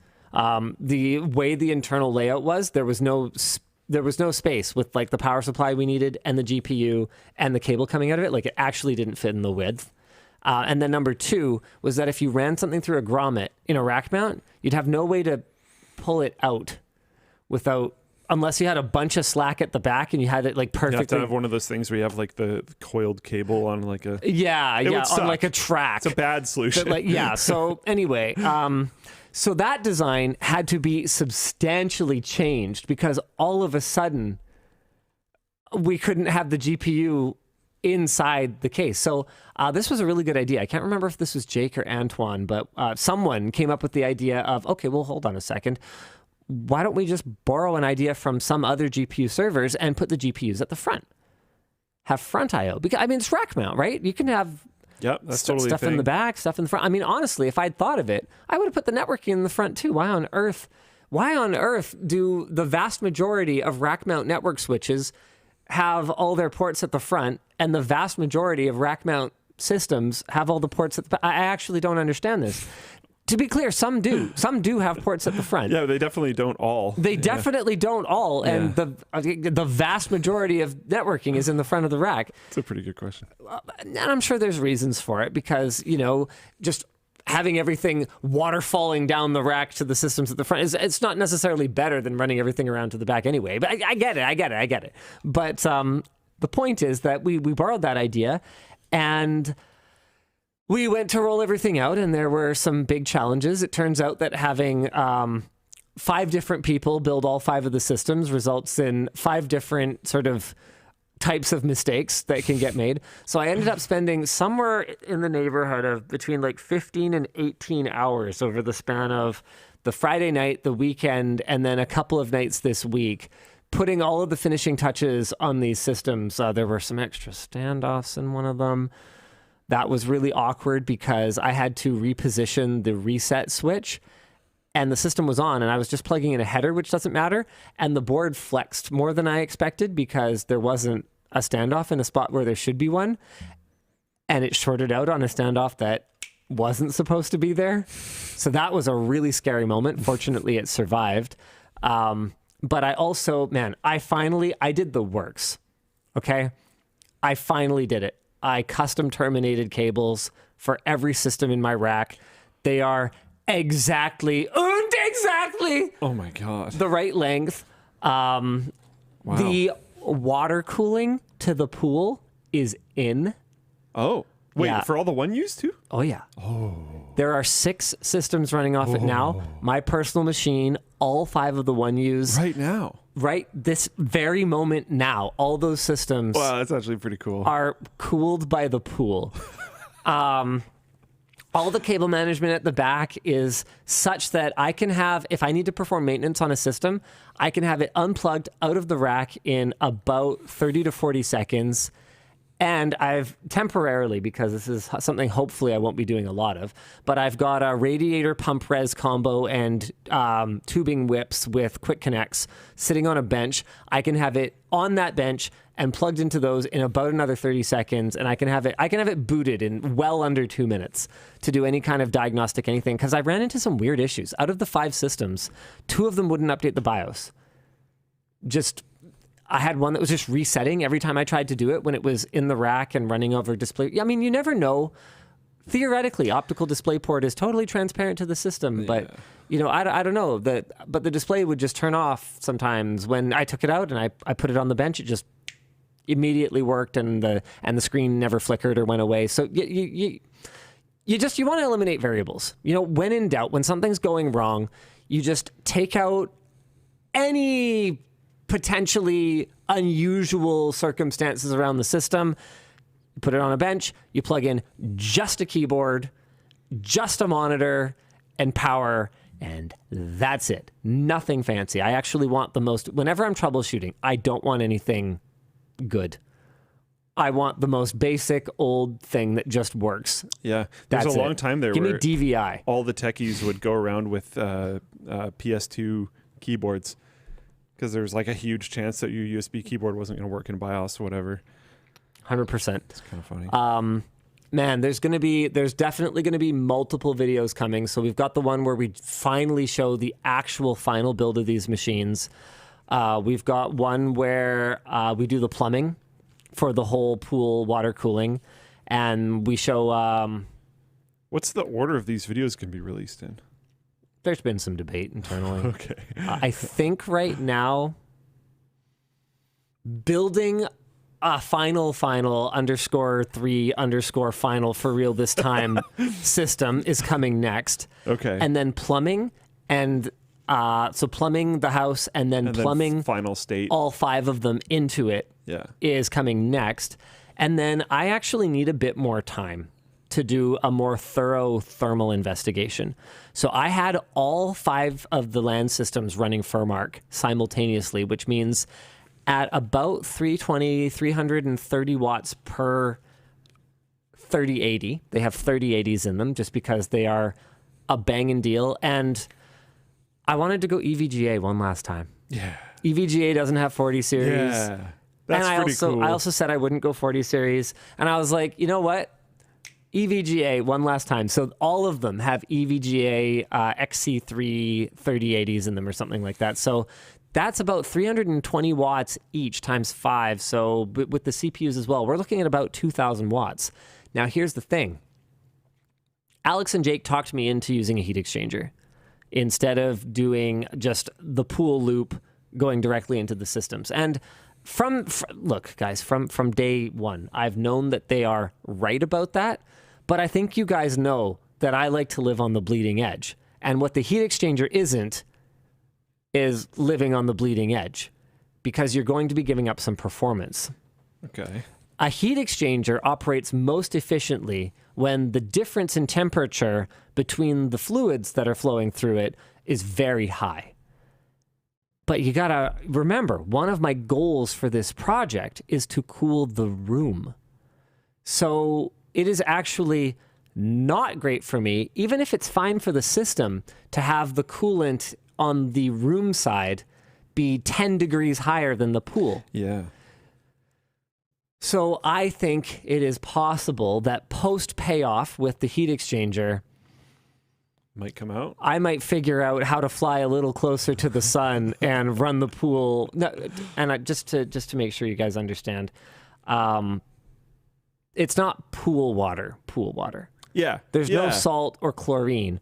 It's a loop that is embedded. It's just plastic tubing that's embedded in the walls and the floor of the pool.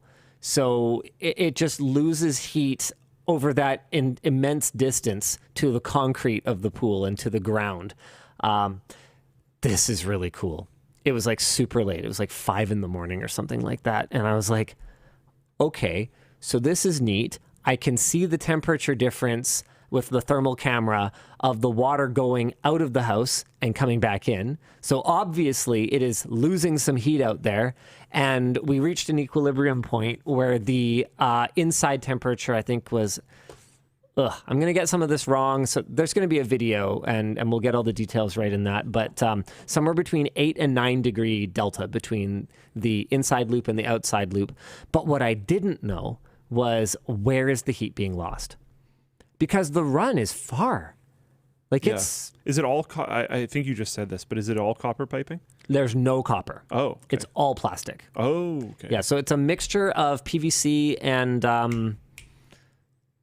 think it's PEX. I'm not sure exactly what the stuff they use for like in-floor heating is, but like that red stuff that they embed in the floor for like in-floor heating. It's just the opposite of that. It's in-floor... Well, it's in-floor heating the pool, but in-floor cooling the water. So anyway. PEX. So what... Okay, there you go, PEX. So what I was thinking was, wait, there's an access hatch out there. What if I take the thermal camera outside and go right next to the pool? And to my delight, even though it is so far, like we discovered this back when we did whole room water cooling. We weren't actually dissipating any of the flippin' heat outside because we were just shedding all of it inside the room with the copper tubing. And I thought I'd have the same problem, even though it's plastic. Obviously, it dissipates some heat. Otherwise, in-floor heating wouldn't work, right? Yeah. But even though it was small, there was a difference in the temperature of the water going into the walls of the pool and coming out of the walls of the pool. I think it works. I actually think, like, I actually think it freaking works, which is so exciting. Yeah, bots in Floatplane chat says 9-degree delta is significant. Yeah, that's big. Yeah, but what that means is that the room is not that cool. Yeah. Also, there was a fundamental flaw in the plan. Because from the start, I said, look, I want to cool down this room. But what I didn't really account for was that the vast majority of the heat that I would be removing with this system was net new heat. All the switches and like NVRs and the servers. I'm not going to water cool like the hard drives in my server. Yeah. All that heat is not getting dumped into the water.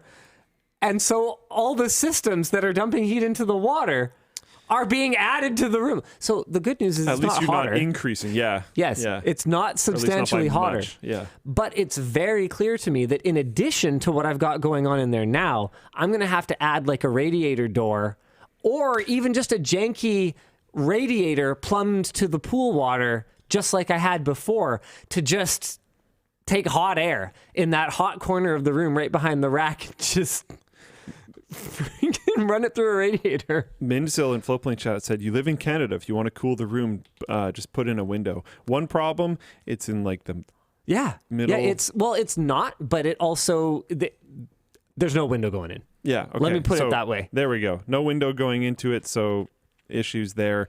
And then two, that's actually a huge problem in BC, is a lot of our housing was built with no air conditioning in mind at all. Or just cooling in mind at all. And now the summers are getting like really unsustainably hot. Yep. And it's like actually a huge problem. Yeah. So many people are putting in, move the stupid heat exchanger outside. No, that doesn't help. That doesn't help because there's still like the tubing in the reservoir and all that. Like it's not a bad idea, but no, the heat exchanger is going to stay inside for maintenance. The other thing too is that a huge part of the point of this was I didn't want to waste the heat. Yeah. I'm paying for the heat anyway, right? When you power a computer, you're paying for heat. So if you could do something useful with it, then you might as well. And obviously, what I'm going to save like $20 on like the heating bill for the pool. $50 a month, probably not even that much. Like, yeah, maybe I save $20 on the pool heating bill or something like that. But That's $20 cool. is That's $20, good. and it Times was that by a bunch of months. Yeah, it was more just like a proof. I mean, I'll never make back what I spent on the implementation of this. No, if it wasn't for content, but it would make no sense. But it's cool, Yeah. And the thing is that you don't have to do it like this. I think a lot of people watch our videos and kind of go, that's totally impractical. Nobody would ever do it like that. And it's like, yeah, I know, but you could do it like kind of like this. Pimp My Ride? Yeah, like I remember when we did Terran, old Terran, not new Terran. When we did old Terran's Extreme Tech Upgrade, he had kind of a janky version of essentially what I'm doing, where I have my system connected to fiber optic cables in a different room. Right. He just like, yeah. But he just had copper cables, and he just had it like running under his door. But it achieves the exact same thing. It was so cool because I was like, hey, that's that thing that we made that video about, but done for like $23 instead of, $500 or, whatever it costs for a bunch of fiber optic cabling and in some cases having to have like a contractor run it or, digging around in your crawl space. Or like what Ant Venom did. Yeah. When he essentially did whole room water cooling, but just put it in his basement where it was a much shorter run and where he didn't have to have something outside that could, hazardously fall off of a roof at some point, which never happened. No, we took it down. Miraculously, I got to it before it fell down. That was not good craftsmanship, what happened with that roof mount. Ask Linus what plan is for winter. Okay, so I think we're going to look into whether it makes more sense to drain the pool to winterize it or just run it at a really low temperature. Like, I think I've heard that if you just run it at like 10 degrees or 5 degrees or something like that, that's actually pretty good. It has a cover. Like, it has a not a lid, but it has a cover, which apparently helps with efficiency, like flipping a lot. Yeah. I am a little bit worried about like dew point and condensation. However, the heat exchanger might be an advantage then. So here's something I don't know. What I do know is that as you go, a couple meters underground, the temperature is basically like kind of fixed year round. And that's one of the big reasons that geothermal heating and cooling works so well, because you can attach a heat pump to it and you can basically extract heat from the ground or put heat into the ground, and it's limitless in its capacity both ways, because it basically is this fixed temperature kind of year round. But what I don't know is whether that applies to 2 meters down in a pool, where it kind of has outside air exposure. So probably not. But then if there's water in it, but then if that water is heated a bit or something. Yeah, I'm not sure. I'm not sure exactly where you're dumping most of the heat to, because on the one side of the tubes, you've got the water. And then on the other side of the tubes, you've got the earth. So where's the heat going? It's going to basically, path of least resistance. Yeah, probably some both ways, but I don't know where the bulk of it is.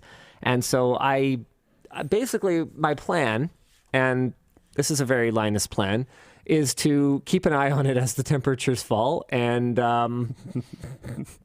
just react. See how that goes. Yeah. I'm definitely going to put antifreeze in it. I don't want it to freeze out there. So I'm just gonna go ham. I know, like in the ocean, from like scuba diving, I'm sure you've experienced this. The further down you go, the colder it gets. But I don't know if the pool is really deep enough to have much of that property. I don't know. I have no idea. I don't know. And I don't know how much of that changes when you cover the pool, because a lot of that happens from how much sunlight is able to penetrate the water. So if you're covering the pool and it becomes zero anyways, I don't know how much impact that has, because the water is going to churn to a certain degree. So I don't know. Not sure. Yeah, I don't know. I mean, it could be that if I do ultimately turn to my direct pool cooling system, that I might have to have like a valve. Yeah. So that in the winter, I'm actually using the heat exchanger just to make sure that I don't, run 0 degree or 5 degree freaking water into my rack and then end up with a bunch of condensation in it. Yeah. It's interesting. Yeah, I don't know. It's not a bad idea, actually. Yeah. Okay. Speaking of not bad ideas, I had another idea, because I was sitting here thinking, hey, hold on a second. In the winter, do I really want to put this heat outside? I mean, like kind of, it's fine. Okay, so you're gonna need like a series. Hold on. I'm gonna get there. Kind of like, obviously, if we do keep the pool filled, then it'd be better to have a little bit of heat going in there that's not burning gas for no reason. But then, okay, hold on, hear me out. New pitch. There's a fireplace in the living room that we don't use, and is still not even hooked up properly because contractor things. Yes. So I pitched to Yvonne. Okay, we create this motorized, or like we have like fans that blow little like pieces of like red and orange and yellow plastic to make it kind of look like a little fire. And then in the back of the fireplace, I just have a radiator with fans on it that just blow server room heat into the living room all winter. Huh? It's not as stupid as it sounds, because get this. The original plan for the server room was to run through these You should get one of those like kind of crappy, you see stupid commercials for them all the time, but it's like a fan, but the fan blades are screens, and when it spins, it creates an image. Yeah. So it's a fan blowing the air, and the Yeah. fan that's blowing the air has flames on it. Yeah. So we had these tubes that go from the server room to the side of the house. So bad. We were going to use that to run down to the pool, but then the other contractor, the much worse one, forgot to run 2 of those tubes. So there was supposed to be 4, 2 for the solar, hot and cold, and then 2 for the server room, hot and cold. Well, they only ran the 2. So we had to use those 2 for the solar heating. Yeah. And then we had to find another path for the pool one, or for the server room one. So it went through that conduit that existed back when the original owners of the house had wanted to put pool equipment in the basement. And then that's apparently not best practice anymore, so it's outside in a shed. But anyway, so we have those tubes running. They happen to run almost right under the fireplace in the living room. So I even already have the tubes. All we have to do is put some holes in the ceiling and find them. Holes in the theater room ceiling. No problem. Wife approval factor, 10 out of 10. Because it's the theater room, so she doesn't care. Yeah, she shouldn't. Yeah, she probably wouldn't care about that anyway. Aborno says, I've always wanted to use my rack's excess heat to feed a 3D printed enclosure. See, this is what I'm talking about. No, Yvonne did not approve the radiator in the fireplace plan. Yeah, my like first thought was like, just put a TV in front of it and put like the like screen of the Yule log fire on it. And I was like, well, that would kind of stop sort of all the airflow and also superheat a TV, which doesn't sound great. Yeah, no. The whole point is that it's supposed to be a radiator that kind of looks like it doesn't need to look like fire. It just needs to look fire. So we could just paint it red. Red radiator. Think, like, you know how the like Dyson fans work? Those like Airblade ones or whatever. Yeah. I think work is a strong word for how they something, but sure. Are they bad? They're very expensive and they're really not very effective compared to just spinning blades. And it's vacuum with pressurized output. Is that how it works? I forget. I've never actually known. That's just what I've assumed. If you could use that same type of system and just have a bit of a like panel gap, maybe that could work. I don't know. Interesting. I mean, it's not happening either way. It's just I don't know. I became infatuated with the idea of utilizing waste heat for something. Yeah, of course, because that's the bottom line. Yeah, seems cool.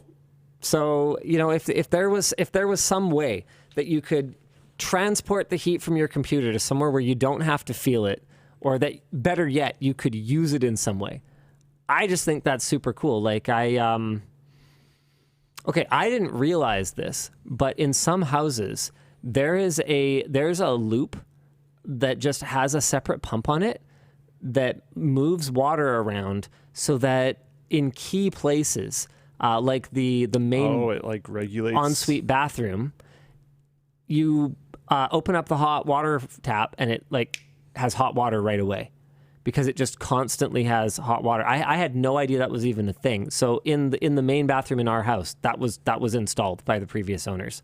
I'd never heard of that before. Like in our old place, it took like a minute sometimes for the hot water tap to be hot.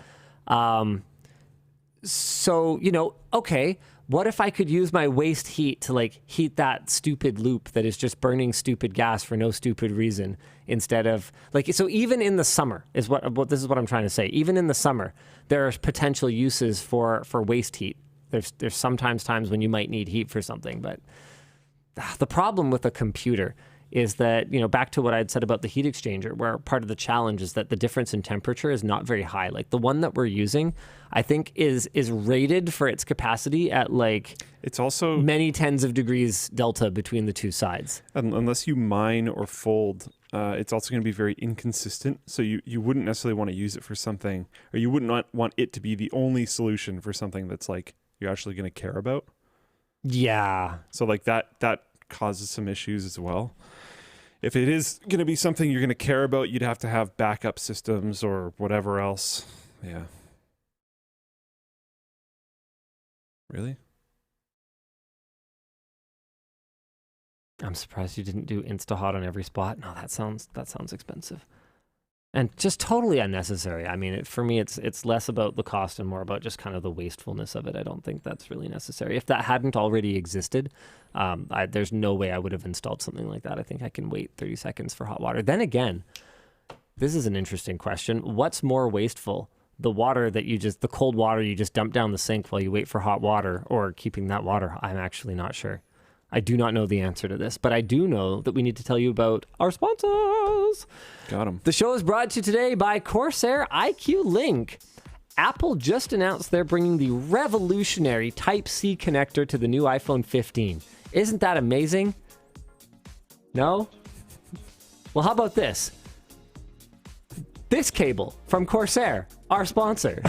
With Corsair's IQ Link ecosystem, you can make your PC build clean and beautiful with just this one cable. You can create a chain of devices using the same simple connector, all leading to a single IQ Link system hub that can be magnetically attached to your PC case. Each of the hub's 2 ports can handle up to 7 connected devices, reducing cabling complexity. And with a range of products in their ecosystem, like fans, coolers, and power supplies, building a fully connected PC is a breeze. Oh, and of course, you can customize the RGB lighting of all your Corsair devices with their IQ software. Make your life easier and less cluttered and complicated with a build like this one by checking out Corsair's IQ Link Smart Ecosystem at the link down below. Thanks, Dennis, for that. The show is also brought to you by Ridge X Hennessy. If you have been walking around with a bulky wallet, I can imagine you're probably driving a tasteless car too. Okay, really, Dennis? Got him. Now you have a chance to get rid of both and win a free Bronco with our sponsor, The Ridge.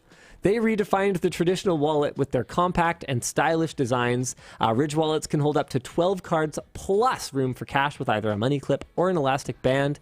And the Ridge is also upgrading your key storage and preventing your keys from jingling. The Ridge key cases can securely hold up to 6 keys, keeping everything tight and slick. They have over 30 colors and styles, and most importantly, they offer a lifetime warranty. The Ridge and Hennessy Performance are teaming up again for Ridge's 3rd annual summer sweepstakes. You can win amazing prizes like a Hennessy Ford Bronco or $75,000 in cash. No purchase is necessary. You can enter the draw just by signing up with your email or SMS. And starting today until the end of the month, you can get 2 times the entries for every dollar spent and 10 times the entries for the purchase of new Hennessy products. So head over to ridge.com/WAN and get 10 bonus entries by using the code WAN. We're going to have that link down below. Finally, the show is brought to you by AG1. If you find your days are always filled with a busy schedule and you always consume lots of unhealthy food, it's time to give your body a nutrition boost with AG1, our sponsor. AG1 is a convenient supplemental drink that helps you get certain vitamins you may be skipping out on. It's got 17 different vitamins, antioxidants, probiotics, and whole food sourced ingredients. So instead of taking a bunch of different vitamins, all you need is 1 scoop once a day. Best of all, no artificial colors, flavors, or sweeteners. Dennis says he is terrified of lots of supplement drinks, but he actually likes the taste. All right. Hey, great. Thanks, Dennis. Cool. Before we partnered up with AG1, Luke you've been drinking it for a while. Yeah. Oh, this just says brief of Luke's thoughts on AG1. Yeah, I don't know. When I changed my diet really heavily, I wasn't sure about nutrient stuff, so I looked into how I could get solutions for that. Right. These guys a came literal up. Solution. Yeah, actually, quite genuinely. And yeah, it's been pretty good. I don't know. I don't have a lot to say about it, but I've continued to use it because it seems good. Okay, cool. They have over 30,000 5-star reviews and are recommended by top health experts and performers. It's also vegan, paleo, and keto friendly, and each serving costs less than $3 a day. If you're looking for a simpler investment for your health, try AG1 and get 5 free AG1 travel packs and a free 1-year supply of vitamin D with your first purchase. Just go to drinkag1.com/WAN show. /WAN show? Or check the link down below. Oh, yes, /WAN show. Or check the link down below. All right. Oh, it's time to do 3 merch messages. Okay, before we do that, we should probably talk about the new item this week. Yeah, Luke. Yeah. I didn't let him look at it before the show. Okay, you can play with it now.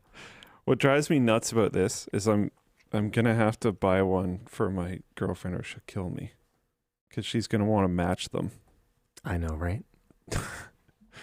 So cruel. You've forced so many purchases onto people with this. I know, right?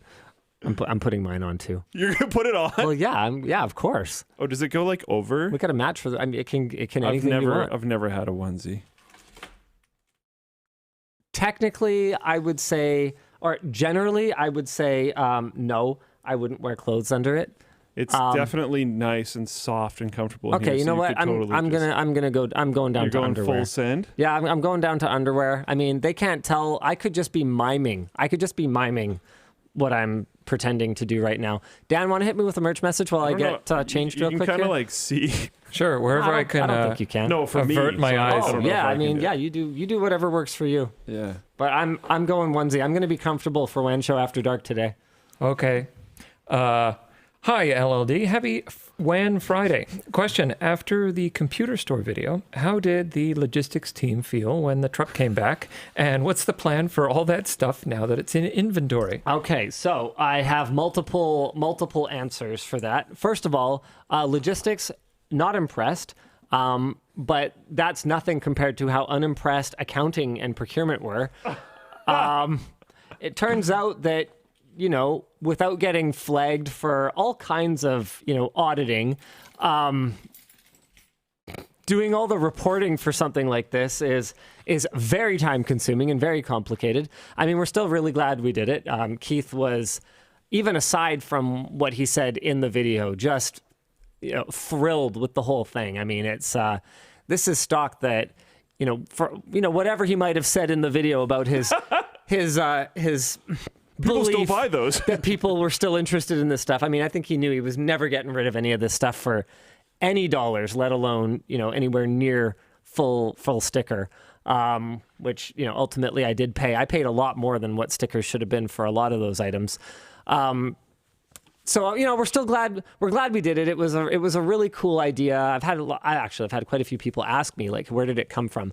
I was at the dentist, and I had to meet my family for lunch, and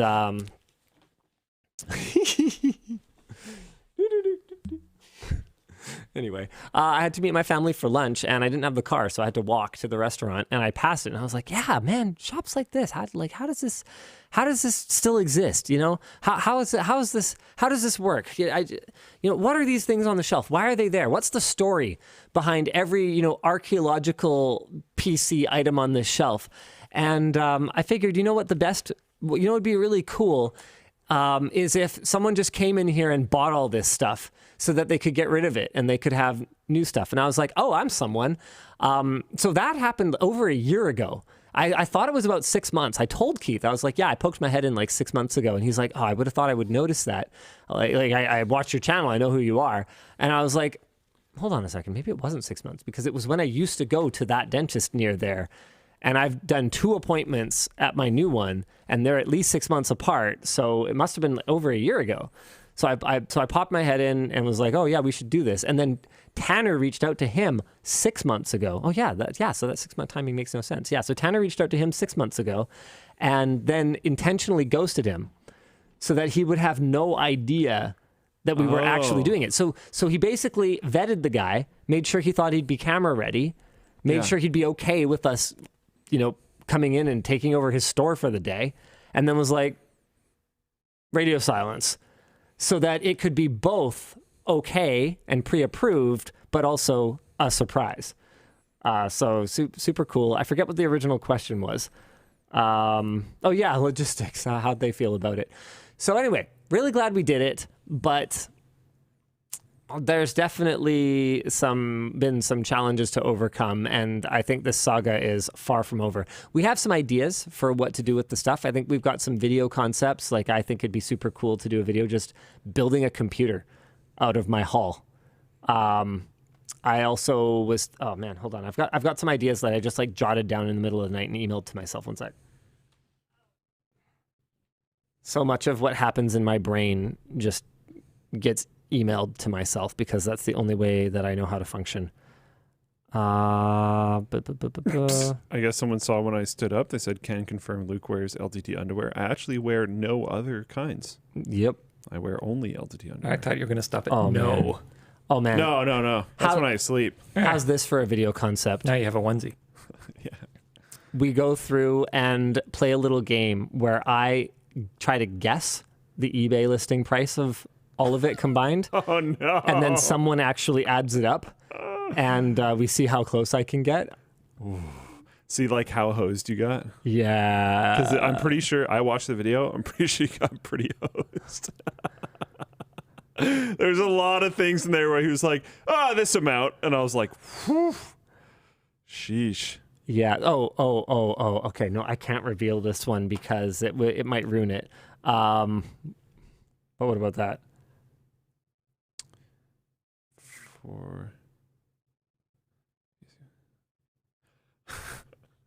That's pretty good. Yeah, I don't know. That might be pretty good. Video title. He told me this was indestructible. I disagree. For that laptop. And we basically just like kind of do a review. How much does it take? Yeah. To get it to a point of being destructible? Because like the thing's not particularly, no offense to Keith's pricing model, not particularly valuable at this point in time. Yeah. So I think if we were to just, run some, generally speaking, I'm opposed to destruction of working hardware. It's sort of against the principles of our channel, but I think I could make an exception for an indestructible laptop. Destruction tests are a thing. Is that a challenge? Total Leak in Floatplane chat said, ask some of the younger staff what the items are. Oh, that's so depressing, and I'm going to write it down now. It's really good. I think that's really fantastic. Try to get... Or like try to get them to even like install some of them. Stuff like that. Just ask them what they are. Try to get them to actually like use them or install them or do things like that. I think that'd be pretty good. That's freaking hilarious. All right.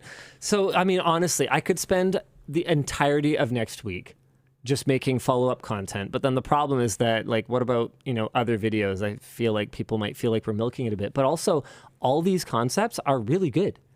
Like, they're just good videos. It doesn't matter that they're, like, a sequel to something that was successful. I don't know. It's also just a great video. Like, I didn't realize... I watched it, and then when I was done, I was, like, smiling, like, the whole time. Cause it was heartwarming, but also just hilarious and, like, a lot of fun. And whatnot. But I didn't realize it was freaking 34 minutes. I added the gambling element. I didn't realize that until now. 4:00 the night before the shoot. That was a great idea. I was like, Tanner, we need... Made it a lot better. We need a way to keep this engaging throughout. We can't just, like... watch me get quoted prices and put items in a bin for, at that time we were aiming for like 15 to 20 minutes for the video. Okay. What can we do to spice this up a little bit? Okay. Games of chance. Swing by the dollar store in the morning. Just get anything that you could conceivably turn into a game of chance. So like the pull the rope one, sure, or like the custom dice, the putting, the crappy darts. Yeah, exactly. Those darts. Oh my goodness, they were awful. There's more footage of them being awful. We've got one Floatplane exclusive up already with extra footage from from that video, and then there will hopefully be more. Actually, we've got 2 videos up. We have one that's from the shoot, and then we have a second one that is logistics receiving everything. So if you want to see firsthand what that was like. Oh yeah, unloading the tech shop. Wow, I didn't see this. Yeah, and then I think there's probably going to be more at some point, but that's not a guarantee. I've got to talk to the social team about what they have going on. Oh yeah, wait, why is this? Hello? Oh, right. Exclusives have their own tab now. Behind the scenes, unloading the tech shop. Yeah, so the first thing we see is, I think, like, Callanan being like, okay, someone on the main account has watched this already. Brother, here's my stuff. Just ridiculous. Completely ridiculous. Oh, man. Oh, wow. Community response to this one is extremely, overwhelmingly positive. That's awesome. Nice. What was the question again? I don't know. My mind is so fried this week. Team feel when the truck came back. Right. And what's the plan for all the stuff now that you have it? Yeah. So lots of different plans. One idea we had, and tell me if you think this is a good idea, was we never do like signed merchandise. Mm-hmm. I think we've done it a couple times with Lambo stuff. Yep. But other than that, a couple times with giveaways too, but not purchasable. Other than that, we've never really done it. And I had someone internally pitch to me, hey, what if we sell the items as just a signed item, and then it's kind of like a random crapshoot what you're going to get. So most people will probably get a cable or something, but some people will get Old school a monitor, GPU monitor, or a Xeon server, or a 3080, so or a TV. You're making a real life loot box. Yeah. I don't know. What do you think? I have no idea. Is that stupid or is it smart? Because it'll be nowhere near what we paid. Just to be very clear, this is not some kind of like ingenious money-making scheme. I suspect we walked out of there with somewhere in the neighborhood of like 300 to 700 items. So even if it was like $25 or something like that for a signed piece of this video or whatever, but what would that work out to? Let's say an even 500. I think you should decide the price. Okay, chill. I think you should decide the price after you figure out what the eBay value actually was. Oh, interesting. And then we base it on the eBay value. Yeah, that's not a bad idea. Average out the eBay value. I don't know if we're actually going to do that video though, because like it's a lot of work. A lot of work. It's actually a ton of work. More importantly, I don't know how interesting that content is. It feels like a part of a video instead of It feels a like whole. a short. It's a ton of video and it feels like a part of a video. Yeah. Or it's a ton of work and it feels like part of a video. Donate to Extra Life. Could be an easy way to just like kind of get rid of it, because I don't think we want this stuff sitting around forever. Well, see, that's the thing, is right now it is very in the way. Yeah. Yeah. The bigger issue is not unloading it. The bigger issue is walking around it right now. Yeah, I don't know. So, okay, if there's 500 items and we said it's okay, it's $25 for a signed piece of this video, that would be $12,000, which is a fraction of what we paid. And I think probably kind of both a realistic actual value for that stuff. And anyway, yeah, that's the main thing. I think that's probably a fairly realistic actual value for that stuff. Like, there is some expensive stuff in there. Like, there's more than one 30 series graphics card and stuff like that. But the vast majority of it is basically I mean, the waste. distribution will probably be pretty similar to what you would actually get from a loot box. Yeah, probably. Most of it's cables. I'm really concerned about how to ship.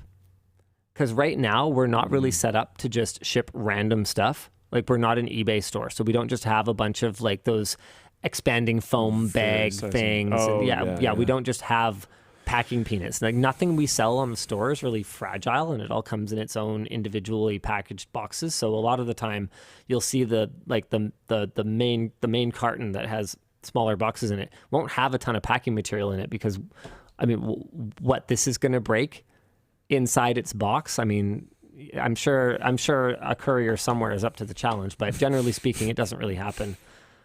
Yeah. We'll pay more than $25 for the Mac G4 Cube. Well, no, that's the whole point, though. Yeah. You won't get to pick if you get the G4 Cube. Oh, right. That was one of the other video concepts, doing a sleeper build in the G4 Cube. I think I actually got a deal on that. I don't even know if it works, but here, let's eBay that right now. I know I didn't get a deal on Buzz Lightyear, but I think I got a deal on the G4 Cube. Here, Linus laptop. The Buzz Lightyear thing was hilarious. This is just the power adapter? Whoa. Hold on a second. Wait. Oh, okay. No. Okay, whoa. Okay, new listing. Hold on. Yeah, this is 15 bids. Why do people want this? 9 days left.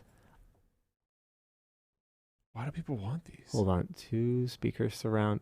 Hold on. Power adapter? Wait, whoa. Hold on a second. Did I get a deal? Hold on. Well, wait, this is just the case?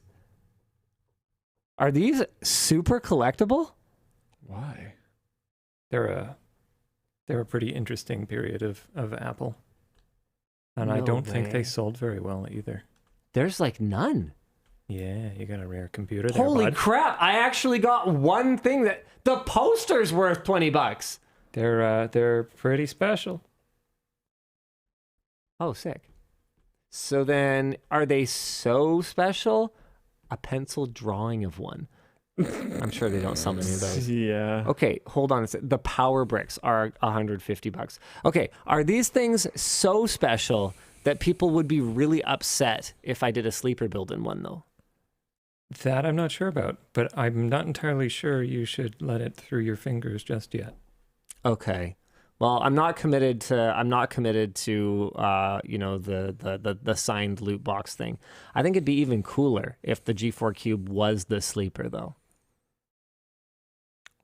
So we do a sleeper build, and then we do the like signed loot box thing, and instead of getting the G4 Cube, you get a sleeper gaming PC in the G4 Cube. What if you Hand built. What if you just like reproduce the cube, maybe slightly larger with a sleeper build in it? I don't think we'd be able to do that. Have you looked at it lately? Yeah. It's basically a work of art. yeah, isn't it's it? beautiful. Okay. What is Oh, the G4 Cube is? yeah. People are very, very split in the audience over whether it's okay to I don't think so. Yeah. gut that thing and It's pretty special. Why is it special? It's like art, almost.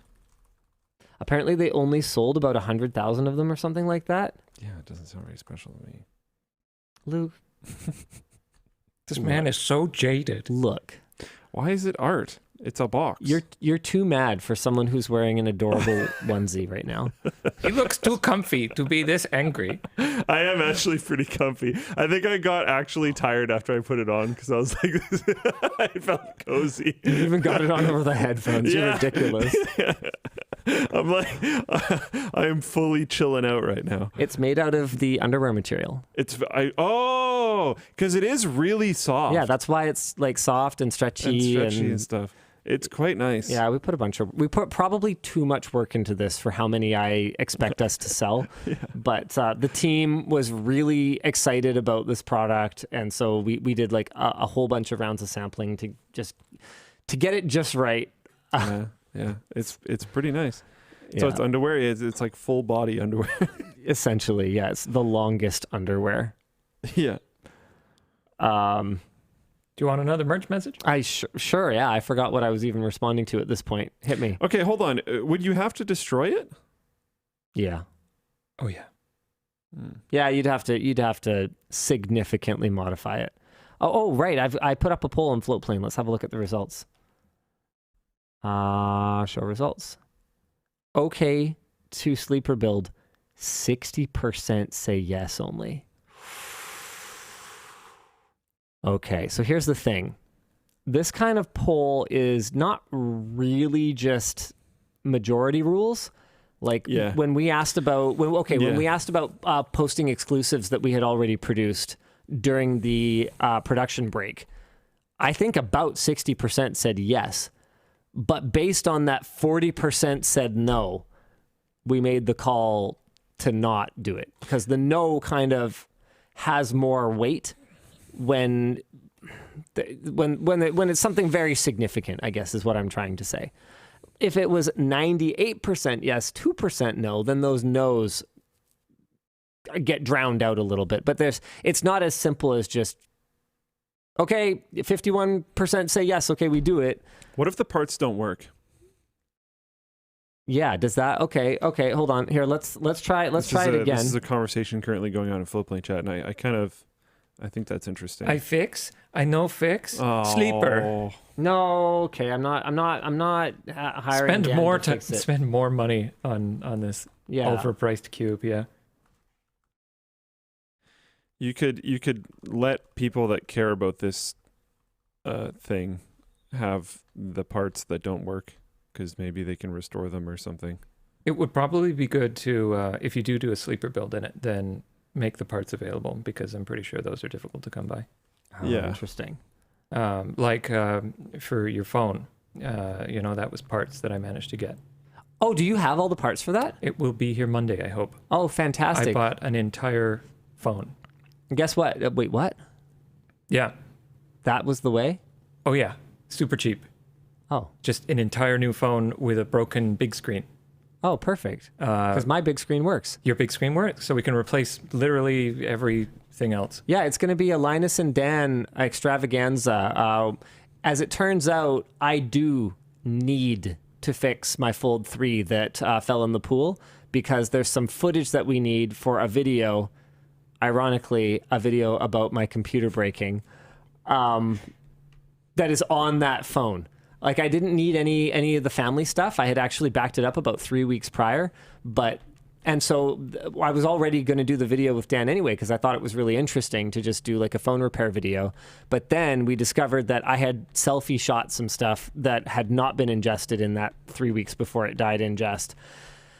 And so we actually do need to get the data off it. The good news is, based on the symptoms I've seen, I think it's just a busted battery. And then Dan also found some corrosion on one of the daughter boards. Yeah, it might be a little bit more severe. We don't know yet. It seems like definitely it wants to have 2 batteries, and one of them is just absolutely puffed to maximum. It's so puffed that one of the displays, we're not going to have to heat up to get the adhesive loose. It's all. It removed half of the glued-on display, which was really nice. Yeah, and thankfully that's a feature, not a bug. And it seems like that is the side that may have got far more water in it than the other one, which might be okay. So we'll see. We will see. And the side that got a lot less water is the main board. That's the important one, yeah. With the storage chips on it and the SoC. So I'm pretty hopeful, honestly speaking. And what I'm excited for is if the main board doesn't work, we have a bunch of reflow tools. And so what we'll have to do, because I got you a working phone, but it's all broken, we'll have to take the SoC, we'll have to take the memory chips and transplant them. That won't work. That'll be the Hail Mary. I sincerely, we can just like message drive savers or something. Hey, do they? Because if you if you care that much, then yeah. I don't mean to send it to them. I just mean we could just ask them, is there any point in doing this? Because I think the answer is no. I think if you decouple the controller from the NAND chips, the new controller no longer knows where anything is. And just take the controller too. Well, the controller should be on the SoC. Just take the SoC.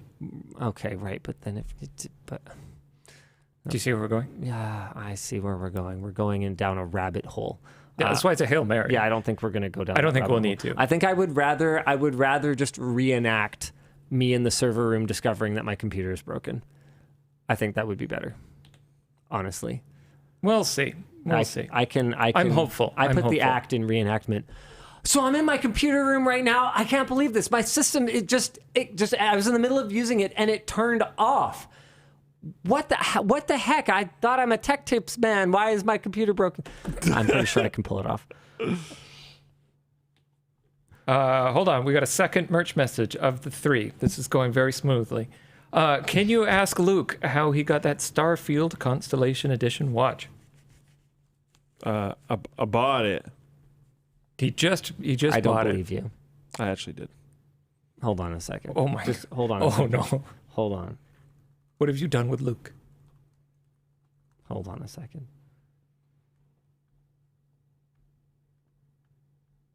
Oh, he's That's a $300. Did you?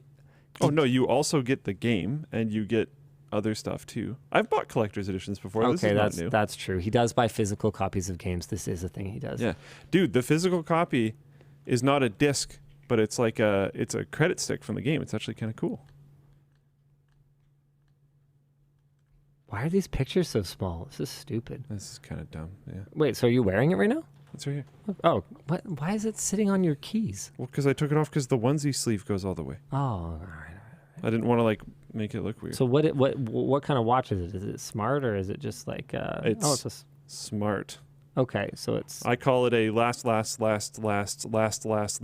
smartwatch. I see. Yeah, but it's like actually kind of nice. Oh, so it doesn't have a touch screen. No. Cool. 4 buttons around it. The left side is up and down. Top right, I think, is like settings, and then bottom right is, I think, back. Cool. Definitely needs a leather strap. There's another strap option. I don't remember what exactly it is. Well, it's just standard. You can get any strap. I think it looks great. It has a step counter on it. Sure. It shows your notifications on the screen. You can change your music on your phone with it. Heck yeah. Yeah. All right. Hello, DLL. Off topic, but will the badminton center have rental rackets? Yes. Yeah, I think it's really silly that a lot of places don't have rental rackets and rental shoes. It's like such a nominal investment that pays for itself so quickly. How could you possibly not? I can't fathom it. I think one of the challenges is that a lot of sports facilities are run by sports people and not business people. And like, to be clear, I don't even mean like business monsters, you know, like nickel and diming everything or whatever. I just mean sort of just generally financial efficiencies and things, or general efficiencies. Like to me, it's just it's just a no-brainer that, okay, you can get a decent racket for like 80 Canadian dollars. So that's like 60 US dollars. Your cost is less than that. Let's assume your cost is like $45 or $40. You can rent that racket out for like $5, $10. So in somewhere between 4 and 10 rentals, you have completely covered your cost on it, and everything from there is brand new money you would have not obtained if you didn't make that small investment. That's just very obvious to me that you just need to do it. Yes, badminton has specific shoes, bots. They're for the court. They're court shoes. You don't want to scuff the... You wear them when you get a parking ticket. I was trying to figure out how to make that into a court joke, and I couldn't. This man's a professional. Okay, no. I got one more, maybe slightly longer one if you want, or we'll save it for later. Let's see. Hi, DLL. Apple's proprietary M chips are very powerful and efficient. Why don't we see Intel and AMD start having RAM as part of the system on the chip? DDR5 should run much faster in this case. Oh man, hold on. Eventually, everything Hold on, will just be a laptop. Sorry, hold on. It'll be one big board. I Risk future. This is a thing Risk I found. future. Risk is good. Yay. Crap. I can't find it right now, but if you watch the video we made recently called Starting At is the Biggest Lie in Tech or something like that, there's an Asus laptop that I believe is either available now or will be available very soon that uses a very similar RAM on package Asus laptop here. I really would like to find it. Dang it. I do not want this future. I want upgradability and interchangeability. It drives me mental. I can't find it. The point is, it's coming. It's coming now. It's not just laptops. Like, we kind of... Oh, it's everything. Yeah, it's everything that's configurable. It's even in the data center where we're seeing chips that have HBM right on them. Well, that's not upgradable. Right? Whether it's like NVIDIA's Grace Hopper or Grace Super Chip or whatever it's called. I think Intel has some stuff coming. It's coming. And the reality of it is, this is reflective of how the users of these products use them, and not just something that's being pushed on us by the manufacturers. Like, I remember my mind being blown the first time someone told me that in a data center, like in a scale data center, like that someone like a Google might run or an Amazon, when a server is bad, if a stick of RAM goes bad, it is not uncommon for them to rip that server out, put a new one in, and basically just send that to scrap the storage and put it in a heap for, whoever our partner is who flips these things on eBay. You get rid of it. It's gone. It's out. Whole server, not a drive, whole server. And I was like, what? Mm-hmm. Shouldn't they just have an IT room where they fix them? And the answer was, at that scale, it's not a good use of time. It's a better use of time to just throw in a known good, brand new working server and not deal with that because they have enough to do. And the DIYer in me just about died hearing that. But then, if that's true, if that's the case, at least in some places, At real scale, they do this with entire racks of kit, not just servers. So we have this topic later in the doc, which is Intel's Meteor Lake launches in December. But people have linked articles talking about how it has LPDDR5 on chip, LPDDR5X. Intel demos Meteor Lake CPU with on-package LPDDR5X. Is a Tom's Hardware article that I have not read through. But yeah. There's one Asus laptop that we pointed out in that video, though, that I believe is already using on-package memory. Or if not on-package, it's very, very close. Yeah. And by doing that, they were able to run at much, much higher frequencies compared to running in a DIMM or even being soldered to the main board but farther away. Just the signal integrity is so much better. So back to the servers for a second. This coupling of CPU to memory is reflective then of the use case. I mean, most people treat their computer like a microwave. And I know this is the kind of thing that I think is hard for us to wrap our brains around. But for most people, when their computer is dead, the computer is dead. Yeah. And you can take it to a repair shop. But as we know, if you've ever taken something to a repair shop, I mean, they want $60 to put in a memory module, right? So imagine how much it costs if you want them to substantially repair the computer. It actually doesn't necessarily make financial sense to have that computer repaired by someone else. It makes sense for us because we're going to fix it ourselves, right? Are you trying to get something to Jacob Daines? Yeah. The former leader of the Pirate Party of Canada? We're in the presence of royalty. Thanks, Jake. Let's see how this goes. Is this to do with the buzzing? Are we like trying to figure it out right now or something? What is he even doing here? What time is it? I actually can't let you log into my phone. I'm sorry. Oh. There's like multiple not even work A lot of needs. Look how red he is. His mom watches this show. That's the best part. Just wait for them with a onesie. Look how red he is. That took no time. Did I hit a nerve at all? I was going to say, if you wanted to like text it, you could do that. I just can't let you on to the actual phone itself. That is so funny. Do you need to do funny. something to it? Is there like do you need dev mode? We'll do it when you're not on camera. Okay, sounds good. You can calm down. All right. Anywho. You don't have to do that. What was I talking about? Right. So this is reflective of the way that people are using this hardware anyway. Right. Consumer technology, right? So people don't upgrade stuff. Yeah. They don't repair stuff because it's not cost effective. If you're going to spend $300 repairing a computer you bought for $1,000 5 years ago, it's probably not even worth $300. And something else might fail now. And whether it would or wouldn't, I could see that being the mentality. Well, if the transmission's going, then probably I'm going to need to change all the belts soon anyway, and then probably the power windows are going to start jamming. Realistically, at what point does, whether it's a car, a computer, or whatever else, at what point does it just turn into a money pit and it's better to start over new? And I think that whether it's true or not, a lot of people have that perception of computers.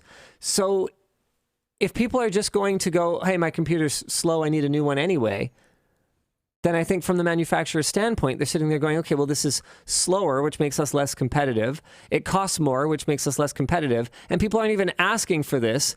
Why are we doing this? And so, in some cases, I do think Apple does things that I then get very frustrated by because they weren't necessary and the rest of the industry just goes there. Mm-hmm. But in this case, they're probably just ahead of the curve. We were headed there anyway. I mean, we've been talking about this ever since, what was it? Like 5th gen, I think. 5th gen Core. It was rumored that Intel would solder desktop CPUs to motherboards. And we were mad about it. I mean, I think justifiably so. But it's been clear the writing's been on the wall for the better part of a decade now. So maybe writing is on the wall in regards to who's going to purchase the thing, which is going to drive engineering decisions at companies like this. But I would say I still don't think it's necessarily a good thing because someone could repair it eventually, even if the initial consumer isn't going to repair it. No, you're right. That doesn't mean that someone couldn't repair it eventually. Tell me this. Okay, I'm totally pivoting a little bit here. In the world we live in today, with security vulnerabilities being as impactful as they are and as widespread as they are, should we be running 10-year-old processors? Or should they just go to the scrapper and retrieve the gold? I think for individual consumers, I think a lot of the CPU level vulnerabilities that we've had are not really that big of a deal. To be completely honest. Yet. Sure. Fair enough. I just... but a lot of them have required targeted attacks, if I'm remembering correctly. Sure. Okay. So... Speaking of targeted attacks... I don't know. Did you know that we would need someone's permission to drive by their house with a password cracking server and break into their Wi-Fi because it's illegal? Not surprised. Why'd I bring that up? I would have just done it anyways. No reason. I didn't care. Anywho. If it was a really powerful password cracking server. Oh, you're going to try to hit me? I don't know. The people and good luck. People exist, and really powerful password cracking servers exist. Yeah. From Camino, hypothetically. Yeah. If a company called Camino existed, then maybe they would have a really powerful server that could be used for cracking passwords. I thought you were referencing something I had said a bit ago, but okay. Sounds like no. Oh, we've got some good videos coming out in the next little bit here. Like seriously, we've got. I reviewed one just before the WAN show, checking out Laserdisc. I had only had one experience with Laserdisc, and it was extremely brief. I didn't even get to watch a whole movie. So we got a. Have you ever tried Laserdisc? No. You know how big they are, right? Aren't they like records? Yeah, basically? they're record size. Yeah. But they look like giant CDs, like novelty-sized CDs. I've never actually seen one in person. And they have movies on them. Know about them. Yeah, you can store like an hour of footage per side. So if you watch a 2-hour movie, you actually have to get up in the middle and flip it. Lord of the Rings is like 4 discs. Yeah, and they're double-sided, so it's 2 hours per disc, but it's 1 hour per side. So you're gonna be getting up to flip your Precious over pretty often, I think. Yeah. So Lord of the Rings. Lord of the Rings: The Two Towers runtime is 2 hours and 59 minutes. With that said, Lord of the Rings was never released on Laserdisc, so it's not an issue. But no, I know. I just think it would be funny. Gone with the Wind sure was, and that's like a 3.5 hour movie or something like that. So you'd be getting up like 4 times or 5 times to flip the disc or whatever the math works. No, 4 times, I think. Anyway, there were, just before anyone jumps in with the correction, there were more advanced players that had read heads on both sides, but you still had to get up and change the disc if the movie's longer than 2 hours, which a lot of movies are. That's not the extended. I'm trying to find the actual extended edition times, but either way, regardless, it's long. Yeah, so that video is coming out, I think, this weekend. We have another one coming this weekend on RF blocking paint. So we found this site that kind of peddles in digital smog, like conspiracy cures and remedies. And they have RF blocking paint that you can use to paint your room to keep the 5G out. Brilliant. It's, I don't want to spoil too much, but it works shockingly well. Really? Yeah. That's actually kind of cool. Yeah. So it's the first, would you say this is the first legit use of the RF, the EMC chamber? Like in video? No. No. Oh, he's eating. Is there? Yeah, he's having some dinner. Doesn't the wall block the 5G though?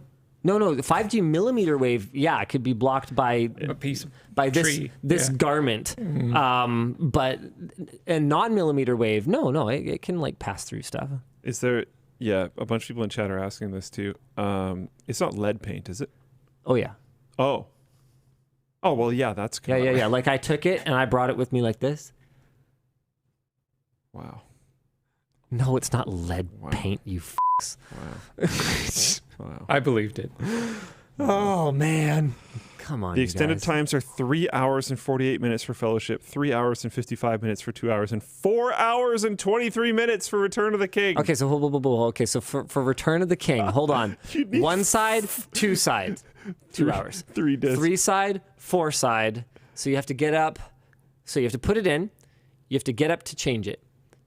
That's one getting up. You have to get up to put in the second disc. You have to get up to flip the second disc, and you have to get up to put in the third disc. If it existed, you would have to get up 4 times during the movie, including, how long was it? 4 hours and... 4 hours and 23 minutes. Including one time, 23 minutes before the end of the movie to basically just watch the epilogue, essentially. Yikes. That's pretty epic. Yeah. We're supposed to do some more topics, eh? Wolfic says, here's a question. How many movies are even less than an hour? Oh, no. Yeah, so you're no. going to be flipping No matter what you're watching. Unless you have one of the fancy dual head ones. Yeah. Whoa. So it doesn't even flip it itself. It just starts playing? So there's like maybe a blip? And there were there were commercial solutions, like really advanced stuff where it had like changers. Remember CD changers? Well, there were Laserdisc changers, but it was not for movies. It was for like karaoke. Yeah, one of the big benefits of Laserdisc was it was, to my knowledge, the earliest home format to support multiple audio tracks. My dad used to run it. Like one of its major adoptions was karaoke, because you can have all of these tracks on one big disc, and then you want to go to the next one. Well, it's right here on the disc. Done. Instant. Every single time. You know? It's awesome. Plus video. I'm pretty sure that came through the mic, yeah. Yeah. So yeah, for karaoke, they would have entire libraries, and it was so cool because you could have the vocal track and the music track separated, which for karaoke I think has pretty obvious benefits. Anywho, we should probably do another topic or two because we have sort of What? I think we should probably do this topic. What topic? The one I highlighted. I can't find it. Oh, You'll find it. I found it. Womp. Womp. I'm sad. I'm genuinely sad. We have made the difficult decision to not move forward with LTX 2024. There are 4 key reasons. One, the vast majority of our company does not focus on events. And while our core competencies like technology, media production, do overlap somewhat with event running, the vast majority of our time and effort is spent on other things, which means that we do not have well-established processes and workflows, and running events at a large scale requires well-established processes and workflows, or you end up with a lot of inefficiency and you end up with a lot of stress. So that's the biggest reason, but also very closely related to the next reason, which is also the biggest reason, and that's crunch. While there is a lot of work that can be done in advance of an event like LTX, there's also an enormous amount of work that has to be done in the days or even the hours immediately before the doors open. This puts a ton of strain on the entire team.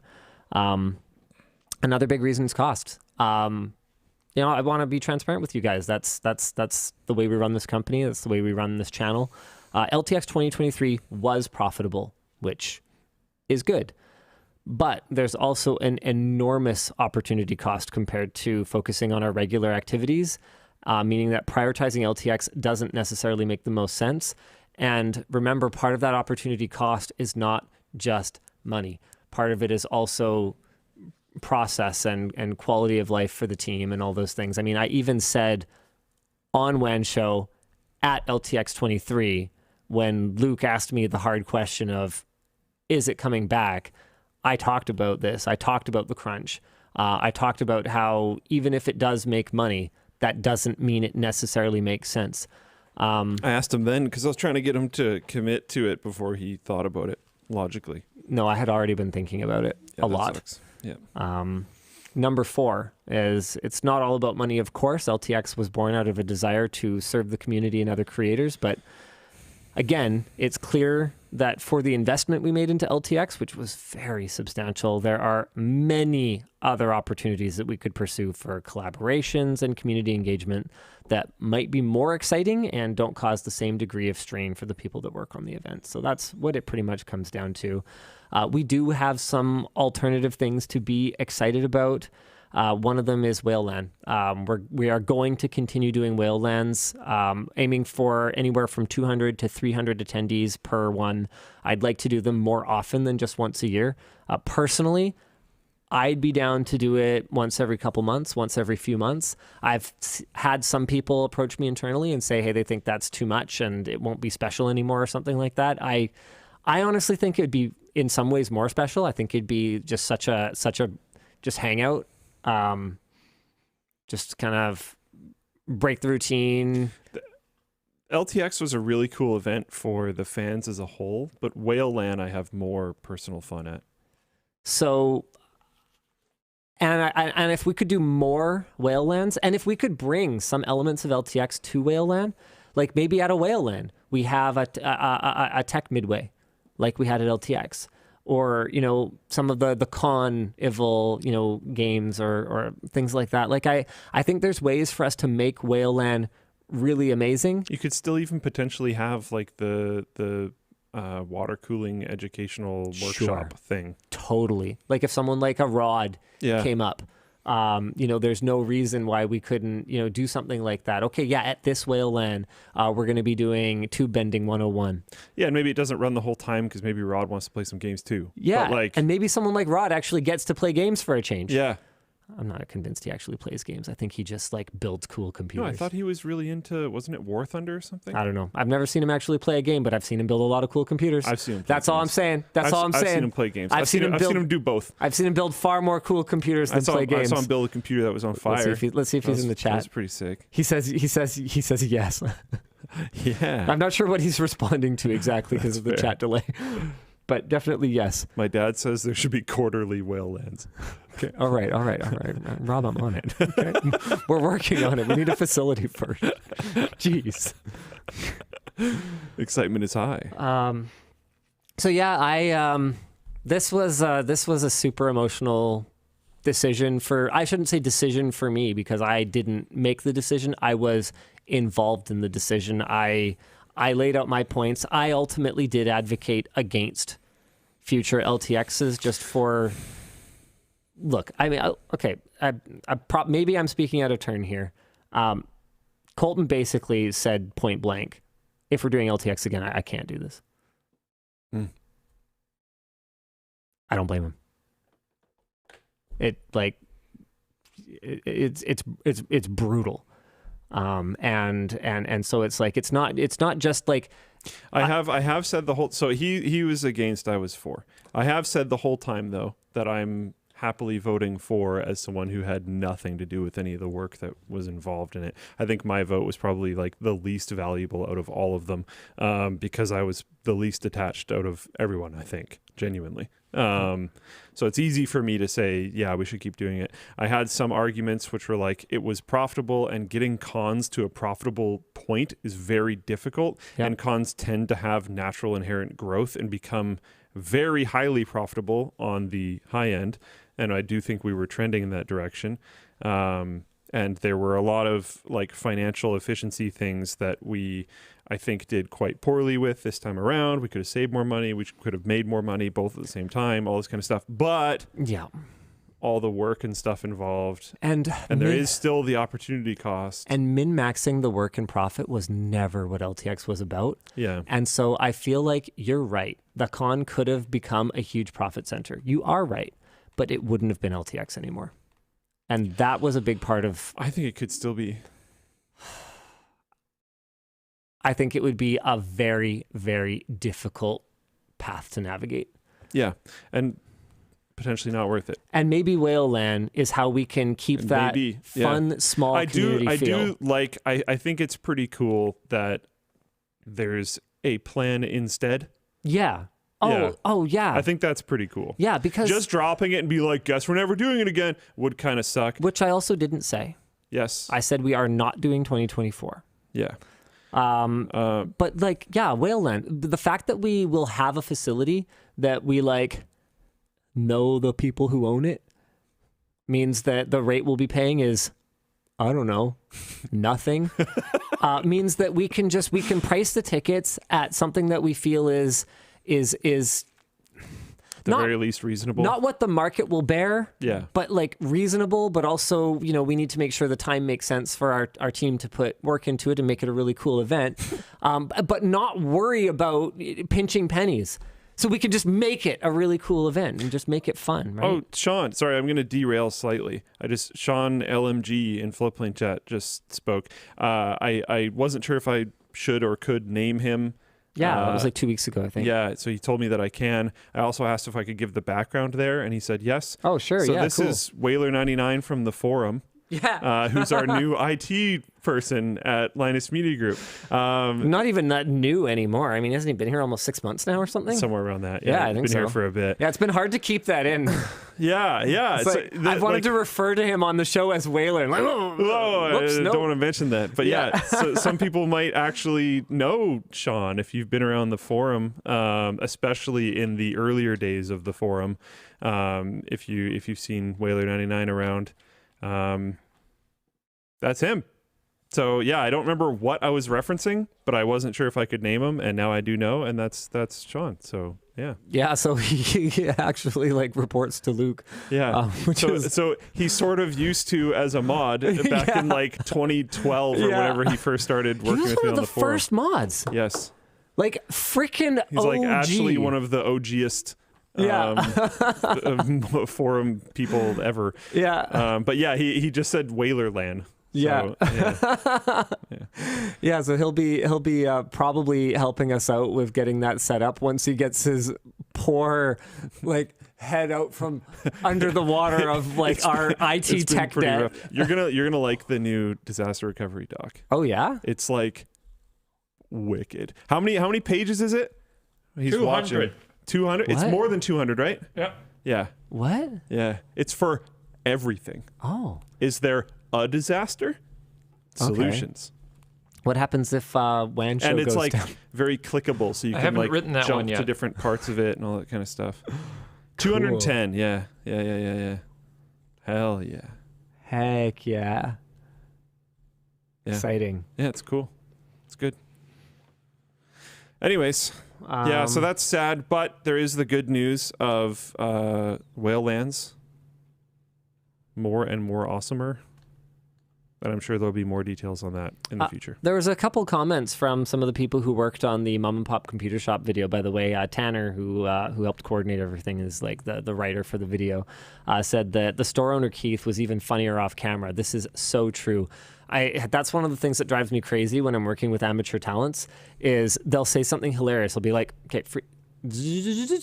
do that again, and like it's never quite the same. Way. Yeah, like that's something that takes a lot of practice.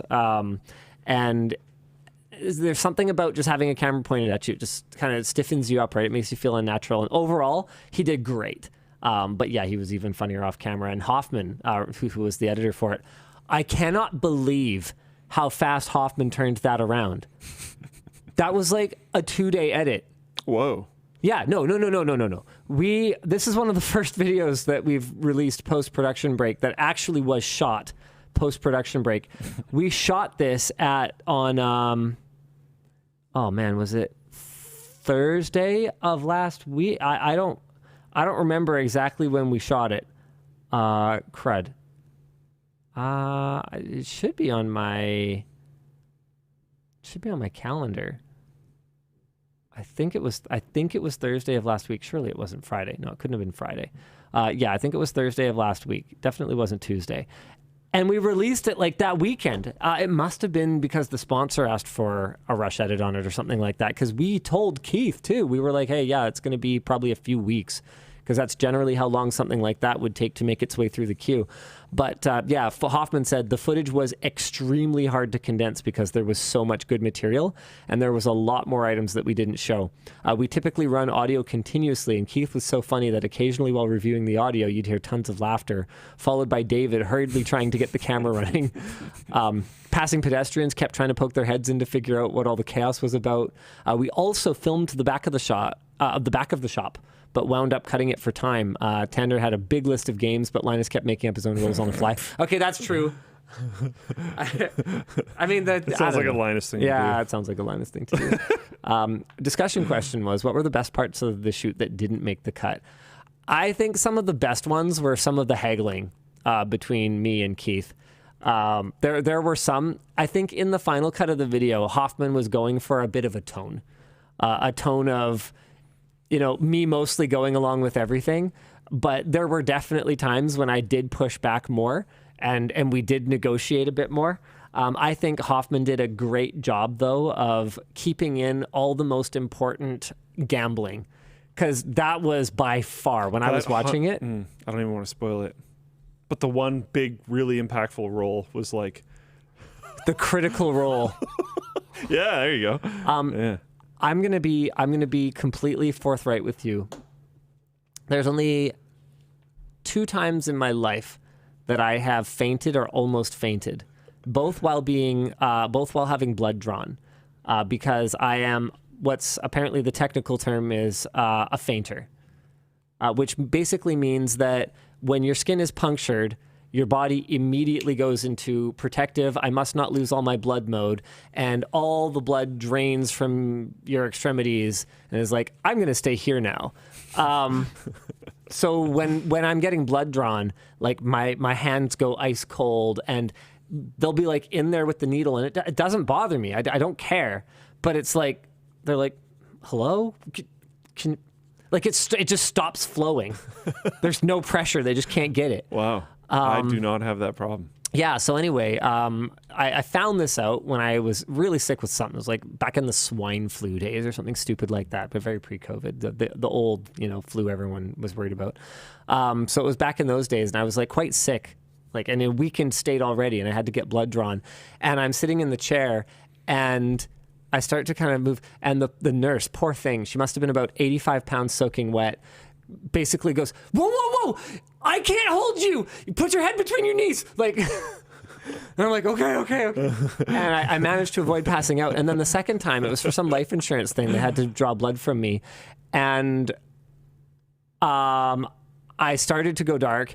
And I went over to, I had my love sack, giant beanbag pillow in the living room, and I was in the dining room at the old place. And I went down and went onto the love sack thing, and I closed my eyes for a second, and then I was totally fine. And I talked to the guy, and he goes, "You've been passed out for 5 minutes." And I was like, "Oh, really? Neat. Didn't know that." So that's the one time I fainted. During this shoot, I was in a near fainted state 3 times from just stress. It was very intense. There was probably more physical. There was more physical activity than you guys probably realized. Yeah. Watching a video like that, because I'm climbing up on moving counters. I'm bringing, I'm doing a lot. It's a different. I had one of our subjects for the tech upgrade series that we do. Someone internal who sees a lot of footage. What's up? Oh, there's an ant. Huge one. See ya. See you later, buddy. Who sees a lot of footage but doesn't participate in a lot of videos, messaged me afterward, after we did theirs, and basically goes, I don't know how you do this every day. I am wiped. I can't. It's draining. Yeah, it's draining on a lot of levels. Being on is quite exhausting. And, when you're working in an unfamiliar environment with unfamiliar people, a big part of the host's job is to make everyone else around them look good and look really talented as a host. And so it's a lot of things for me to keep track of when I'm trying to drive a video like that forward. And then the other big one is I didn't even know how much the sponsorship was. I had actually no idea. So I had no idea what the running total was because I had a lot of other things to keep track of. And so particularly, when I would stop and breathe for a second, I don't think I drank any water that day because I forgot my water bottle or something. So that was probably a major factor. But there were multiple times that day when I was just like, okay, is this shoot going okay? Is everything okay? What is happening right now? And the one time I actually started to feel blackness come in around my vision was right before the throw. Really? Because I was so stressed. I think you know that I'm not much of a gambler. No. One in the hand is Neither of us worth are. 500 in the bush for me. yeah, we do. I'm not that kind of person. And so I played a bit of a character in this video. The gambling man. I want to roll for it, yeah. Yeah, but that is not my personality at all. I think that's something a lot of people don't realize is from one video to the next, sometimes I'll be playing a slightly different character because that's what the content calls for. And so I played... You did it well. I played the cavalier gambling man, but that is extremely stressful for me. I did notice that through the course of the video, the games start becoming more and more skill-based. Oh, that wasn't intentional, actually. Oh, I'm sure it wasn't, but I also fully believe that your brain in the moment was like, this game sounds more fun. Yeah, maybe. Skill didn't work out great for me at the beginning. You saw that putt. Yeah. That just looked hard to do. You saw the putt. You saw the darts. So just because I didn't necessarily win darts skill games. You know what didn't make it into the edit was the pre-throw. He wanted a practice throw. I nailed the practice throw, and then frickin' flubbed. You guys looked so bad. Okay, if you tried that dart set though, you'd understand. That's what I assumed while I was watching it. Yeah, they were 'cause I dollar was store. Like, this is astronomically bad. They were dollar store darts. Okay. Yes, they had no weight. Not that I'm bad at darts, but I know. I just You had to whip them though. yeah. Watching you guys do it, I was like, what? There was no weight to them. Keith, I think it took him 3 times to get it to stick in, but you didn't see that part because that wasn't in the final cut. Yeah. Man, that video was It's a good video. People should watch it. yeah, it was really stressful though. Scrapyard Wars had better darts. We had darts in Scrapyard Wars. Maybe. We've done a lot. Seems like the kind of thing we would do. Channel Superfun, I think, had darts at some point. Oh, yeah. Definitely had lawn darts. Do Yeah, you have more topics? we kind of already touched on Meteor Lake. We kind of already Neuralink touched on approved human Neuralink. trials. Yeah. The ROG Ally base model is coming. It's much slower. It uses the Z1 instead of the Z1 Extreme. I'm planning to do a review because I've been using my ROG Ally a lot. Oh, good. Oh, this is really frustrating. YouTube made a policy change allowing channels to change their names without changing the display name on their Google account. So hackers are now able to easily disguise what channel they've taken over, frustrating attempts to identify and contact the channel's true owner. While changing a channel's name will remove any verified badge associated with the channel, forcing creators to apply for reinstatement. I don't know. That's a sentence fragment. That's okay. We tried. However, not all valuable hacking targets have verification badges, such as strategy game streamer Das Tactic, whose channel was hacked and so thoroughly changed that it was only identifiable because his store was still up. Das Tactic is back in charge of his account now, following assistance from YouTube. One challenge was trying to communicate with his community because so much of his online life was connected into his hacked Google account, though thankfully not his Twitter or Discord. This is wild. So this is what a channel that's hacked could look like now. Just completely unidentifiable. Unbelievable. That's rough. Could Google at least not make things worse? I feel like this is one of those like one hand not talking to the other situations. And that's probably the most optimistic possible interpretation of what happened with Unity. who has walked back their pricing scheme. Yeah. They released a public apology and made significant revisions to their proposed pricing changes. The recap is last week they announced a 20-cent per download fee on Unity-based games that had made over $200,000 in revenue a year and had over 200,000 lifetime downloads. In response, many indie developers threatened to withdraw their games from sale and migrate to another engine for current and future projects. Their new pricing plan doubles the minimum threshold on revenue before charges it doubles the minimum threshold before charges from 200K to 1 million a year. That's not double, but Yeah, I read that in the pre-show and I was like, what? okay, well, basically it ups the minimum threshold for revenue. Games published in the past under a previous version of Unity will no longer be subject to the new fee, which is how it should have worked in the first place. How can you possibly unilaterally change a deal? That's not how that works.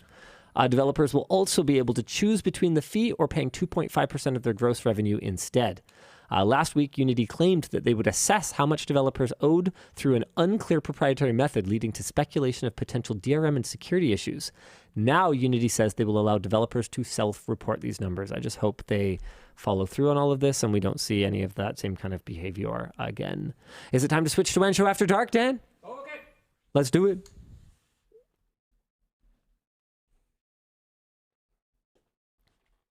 Just walks past the camera. What a pro. More efficient at it. Okay. Search messages. I'm starting at the top of potential. Sure. I mean, we can probably just answer most of them. There's not too many this week. Okay. Yeah, the potential ones are more like directed at you guys personally, I think. Okay, let's start at the top here. Hey-oh, just donated a bunch of my icebreakers because I couldn't stand how itchy they were on my smooth, supple skin. On a scale of 1 to sandpaper, what's the itch factor on the LTT Merino tees? I'm happy with them for merino tees, but they are still merino tees. If you like soft fabric on your smooth, supple skin, just get our regular tees. They're great, or better yet, pick up one of the RGB ones. That is probably the softest shirt on the store. And it's available in more than one color now. So yeah, just go get that. Just load up those. They are by far here. I should probably just. Oh man, I just realized we never even showed the photos for the onesie. It's always fun seeing the team pose. Sharad from the business team, Sarah from the design team, Alameda from the fashion team, Dennis from the bothering me team, more Sarah. Lots of fun. Adam. What is this? A group? Oh, we do group photos now. Okay, got a bunch of the business team. That's actually really cool. It looks like a family photo. That's awesome.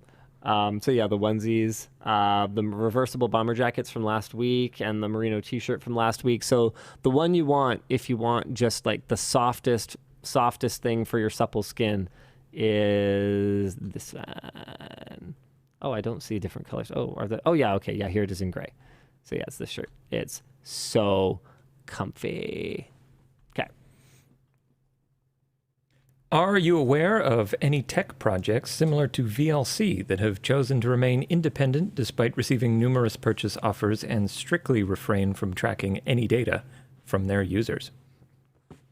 Honestly, it's not something that I personally pay close enough attention to. No, me neither. I mean, I would imagine like OBS has probably received offers for purchase, and that was so top of far mind as well. They remain completely independent and don't appear to be doing any kind of tracking of anyone's use, even though like, man, the amount, the kind of very valuable, the kind of data that flows through OBS from the streamers themselves, from any of the things that are hooked into it. Like every merch message, no, it doesn't actually, because that's just a like essentially like a web capture window or something like that, right? Okay, it's literally just a browser source. Yeah, okay. Yeah, but I'm sure that they could. I'm sure that if they were evil enough, they could engineer OBS in such a way that the only way to hook something in would have to make it like plain text readable to OBS or something. I don't know, but no, OBS just is cool. Hey, Linus, I see you flipping around a precision screwdriver. Care to show it off? Yeah, I showed it earlier in the show, so you might just have to rewind. That might have been the pre-show, actually. Oh, well, then you might just have to get Float Plane and watch it there. Oh, okay, get Float Plane. Okay, no, hold on. Get out of here.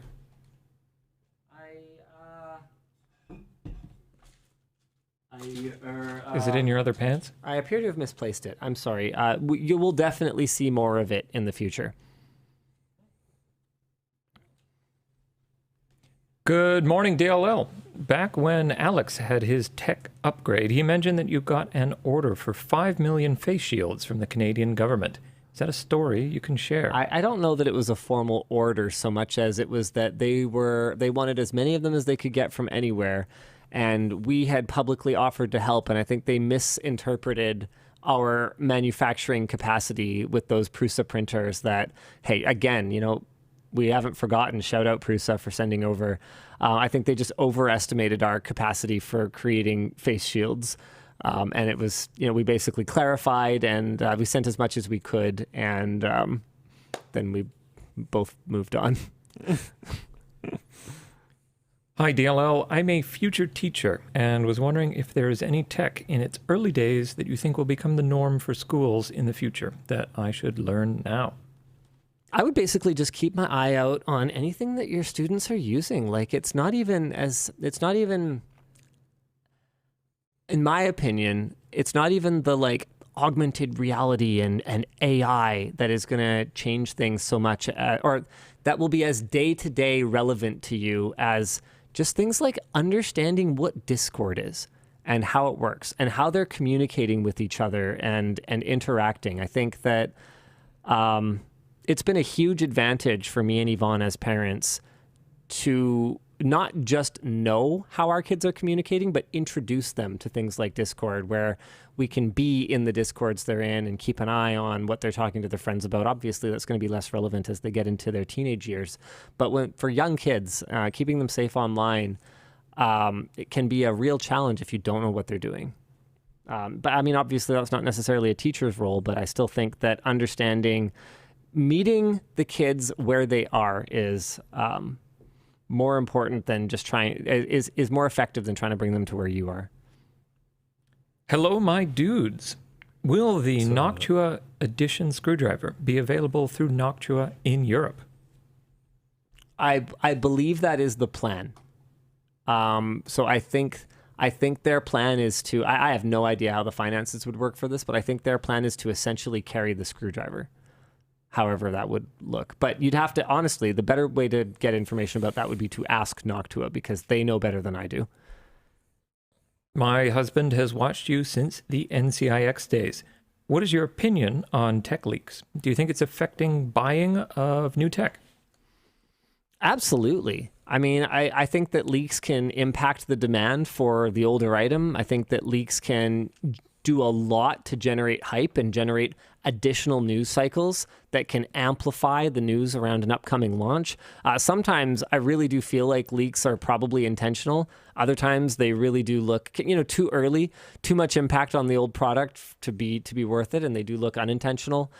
Sometimes I feel like leaks are, no matter the cost in terms of your own product lineup, just to damage someone else, just to make sure that there's absolutely no air for there's hype growing for somebody else. Well, yeah, let's leak something that's coming up. I think it can be very tactical. I also think it can be very accidental. I think it can just be passionate people who are excited to talk about what they're working on in a bar and being overheard. That's happened a few times. It's just part of the territory. Okay, let's move into some potentials. Let's see. I just curated one of them out. Oh, okay. I will read that one instead. Hey, DLL, it's currently 4 a.m. I just got Starfield bundled with a G502X mouse. What was the best product and game bundle you ever got? My favorite was Battlefield 4 with an AMD GPU. By the way, I love my Uncle Linus bottle. Ooh. I think it was the Batman bundle. The Arkham Asylum one? Yeah. That was a good bundle. But there were some really wild bundles before. I got Half-Life 2 with my all-in-one 9600 Pro, which was hilarious because by the time the game came out, I had already upgraded my GPU. There was a while there where there was bundles of 4 games. And I think it got kind of crazy. I think anyone who got Half-Life 2 got the whole orange box. Whoa. That's pretty I don't sick. actually remember. Hold on. Radeon 9800 Half-Life 2 bundle orange box. Am I going to be able to find an article about this? I'm pretty sure I got an orange box code. ATI offers bonus to Half-Life 2 bundle buyers. Okay, here we go.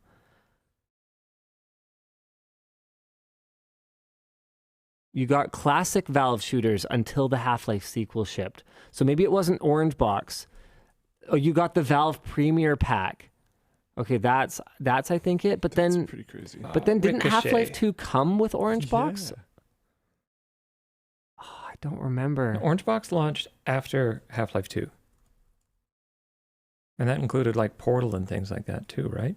Did it? Portal, TF2. That was way later than Okay, Half-Life 2. okay, yeah, maybe I'm mistaken. then. Half-Life 2 was something like 2004. So maybe it was just the older games that came with it. But there were definitely times when, aside from official bundles, stores would have like, because it used to be physical codes, right? So they would have a ton of codes left over, and they would Just have a stack of them. they'd slip in like they'd pile up bundles on products they needed to move. So I had taken advantage of stuff like that in the past as well. Yeah.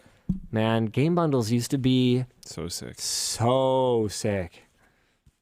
Now they're just like, eh. Let's see. What canceled video project do you most wish you could have completed and released, and why did you have to cancel it? We don't cancel that much so much as we kind of reach a non-viable point and don't move forward with it. I'd say one that I'm really disappointed we didn't do was the rackification of the LAN center upstairs, because our intention was to have that be kind of like what I did with the LAN center at my house, but run like a big radiator to the roof and bring back whole room water cooling. At one point, I had also wanted to plumb water cooling into the editing den and have all the editing machines water cooled off of, just like plumbing from the walls, just like we did in whole room water cooling. With the layout they have now, it wouldn't make any sense anyway, because they're all over the room instead of just down the two walls. But I think that would have been super cool to like bring back whole room water cooling in a big way. I'd like to set up something like that at the lab, so they just have water available to cool things when they need it. But also, I think they probably don't need it. Like quick disconnects on the desks. Yeah. That would be sick. Yeah. Okay. Hey, LDL. Linus, a couple weeks ago, you mentioned that you're more of a textured eater. What is your opinion on Ben & Jerry's ice cream? I You even had it? am too cheap to buy really expensive ice cream. So I curated this because I was like, he's probably never even had I it. have tried it. Oh, okay. I don't remember. Like, I've probably tried Ben & Jerry's once in my life or something. Yeah. It's like 100 grams. So you can Yeah, get a they're like- kilogram at Superstore for like the same price. I don't know. I can't. The maximum for me is I'll spring for like Breyers. But like as soon as you get into like Haagen-Dazs territory, Breyers French vanilla is like, yeah, it's pretty good. that's pretty good. It's pretty all right. Yeah. I mean, honestly, my guilty pleasure ice cream is just like no-name Neapolitan anyway, so I'm clearly a Philistine. It's like $5 for a bathtub. Yeah, exactly. Right. Hey, LLD, was wondering what is all your personal favorite LTT store hoodie or jacket that you've ever done? Personally, probably the Short Circuit one. P.S. Bring back the Swacket. Favorite we've ever done. I know mine. Man, I really like the tie-dye LTX 23 hoodie. It's really good. It's really good. I am somewhat particular about. I'm not a huge fan. I like zippers. Yep. Yeah, but it's really good though. Yeah, that's the one in my backpack right now. Like, that's the one I'm dailying right now. What about you? This guy. Really? That's not really a hoodie, but yeah, it's... It's an or jacket. Or jacket.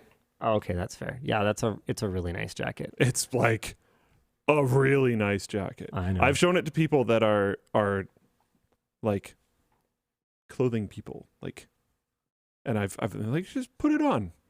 I'm not gonna tell you like where I got it from or anything. Just put it. What do you think? Because like you don't expect me to have super nice clothes out of nowhere. Don't. So I just try it, and they're like, "Wow, this is like actually really good." And they're like checking it out. What is it? I'm like, lol. LTTstore.com, baby. I was at the gym yesterday, And I went to go into the pool after working out, and I put my water bottle down on like where you put your stuff when you're changing to get into the pool. And some dude walked by and was like, "That's a sick water bottle." Nice. I was like, "Thanks, man." And he's like, "Is it a whatever?" And said some brand. I don't remember what it was. I was like, "No, it's an LTT." And he was like, "Huh?" So you're saying we need to invest more marketing in our like top of funnel awareness? Maybe. Yeah. Yeah. All right. Yeah. You might sell some water bottles to gym bros if they even know what it is. Excellent. Yeah. He's like, "It's huge. That's awesome." Yeah. I was like, "Yeah, it's sweet." Hey, DLL, I know you play Supreme Commander Forged Alliance forever, but what is your opinion on Supreme Commander 2, the gameplay and story? I never played Subcom 2 because I heard it's bad. So I was a sheeple and I didn't play it. Sorry. Have things felt different for you or your staff now that it's been a month since the week plus break?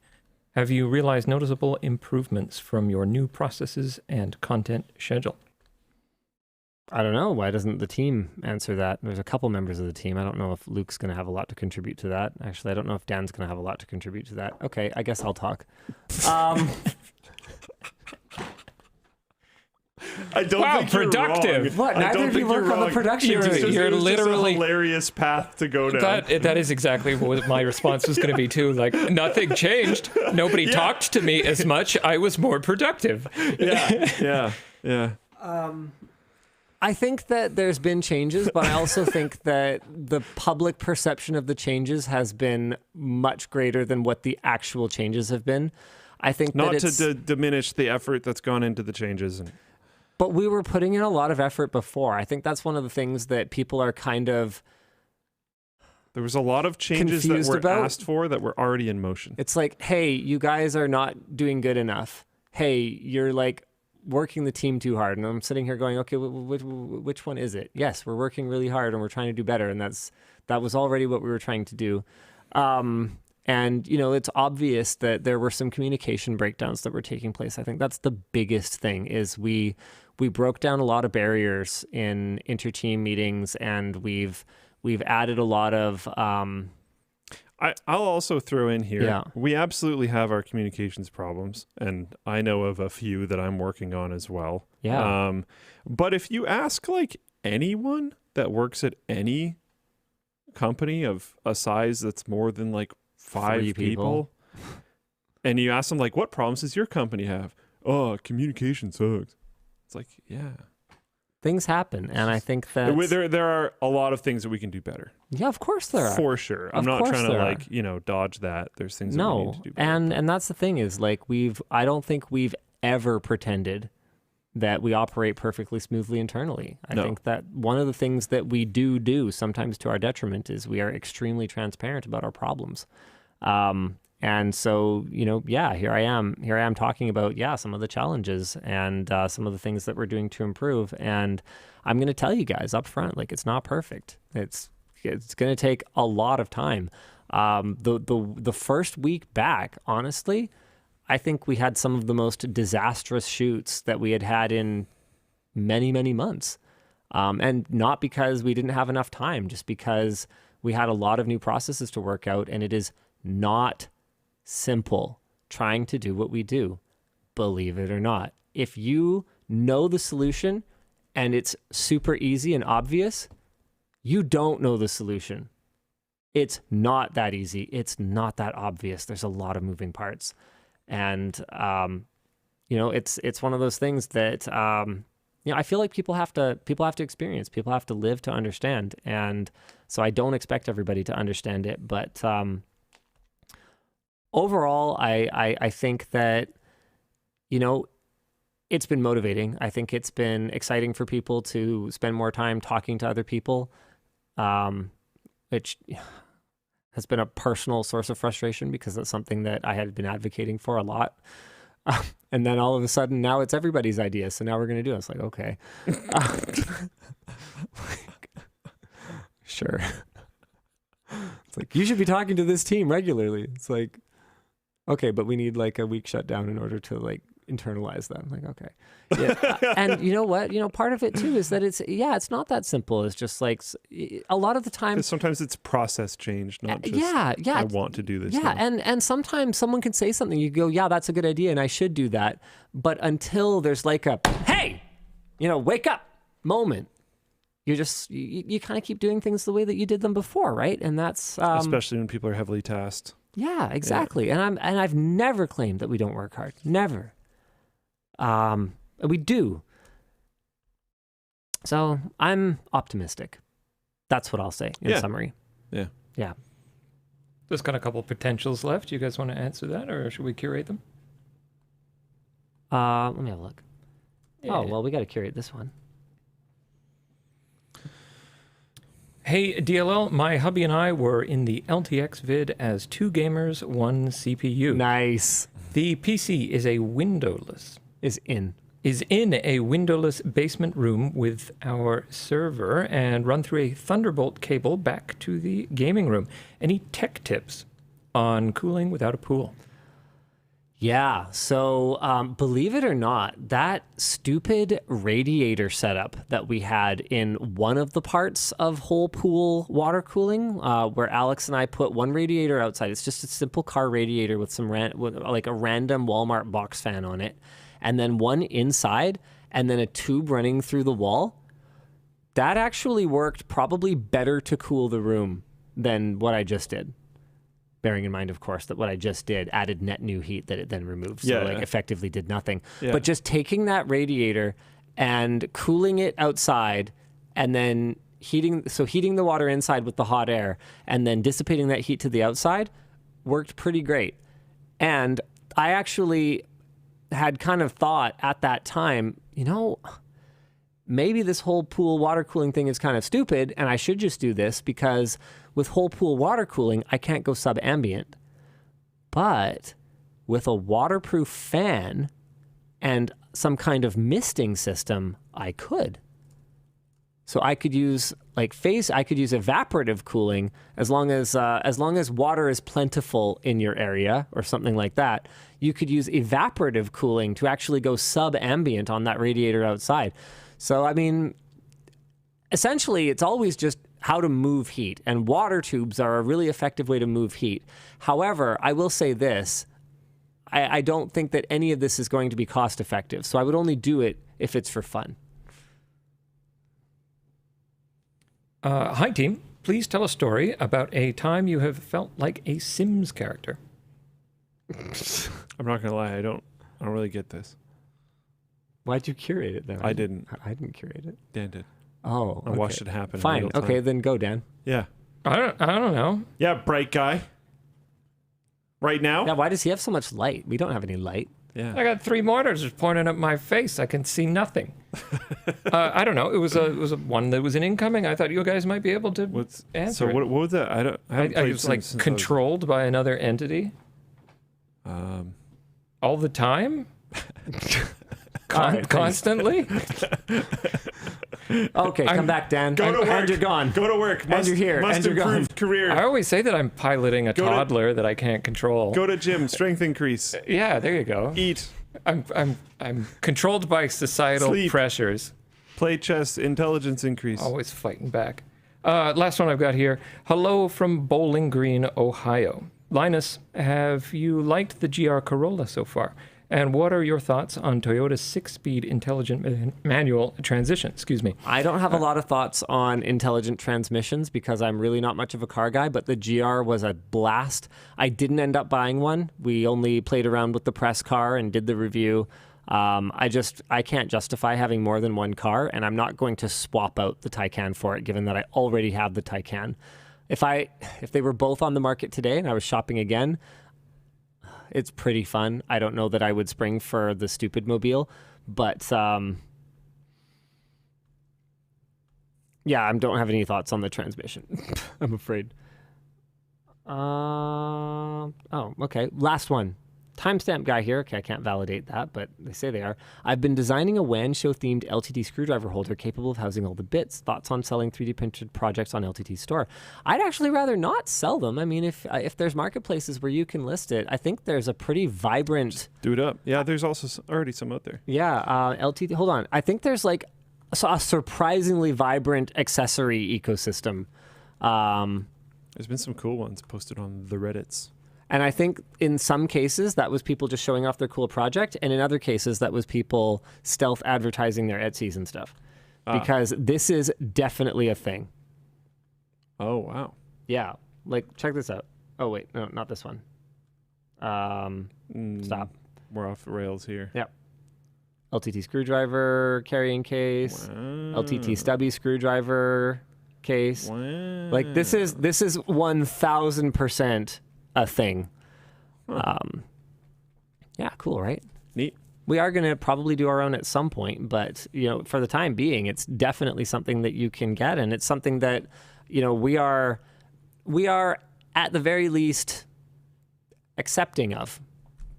I don't think that we're going to be going out of our way to promote this, because we might have our own competing products at some point or whatever else. We don't want to like rug pull anybody, but we're also not gonna be upset about anything. We think this is overall really cool.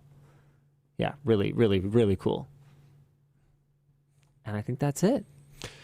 That's it.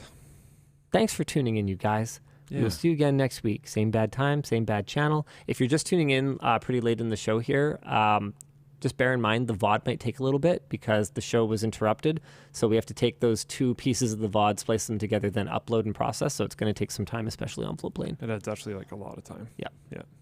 Okay. Okay. See ya. Bye.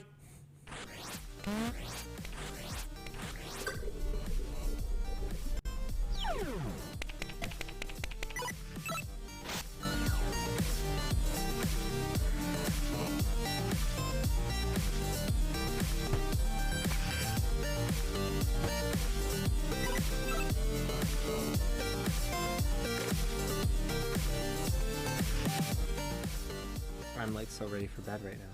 Yeah. I might take a piece of pizza actually. Yeah. It's weird because I don't wear onesies, but it like immediately made me feel like I want to go to bed, which is just so odd. I don't really get that. What a hilarious garment.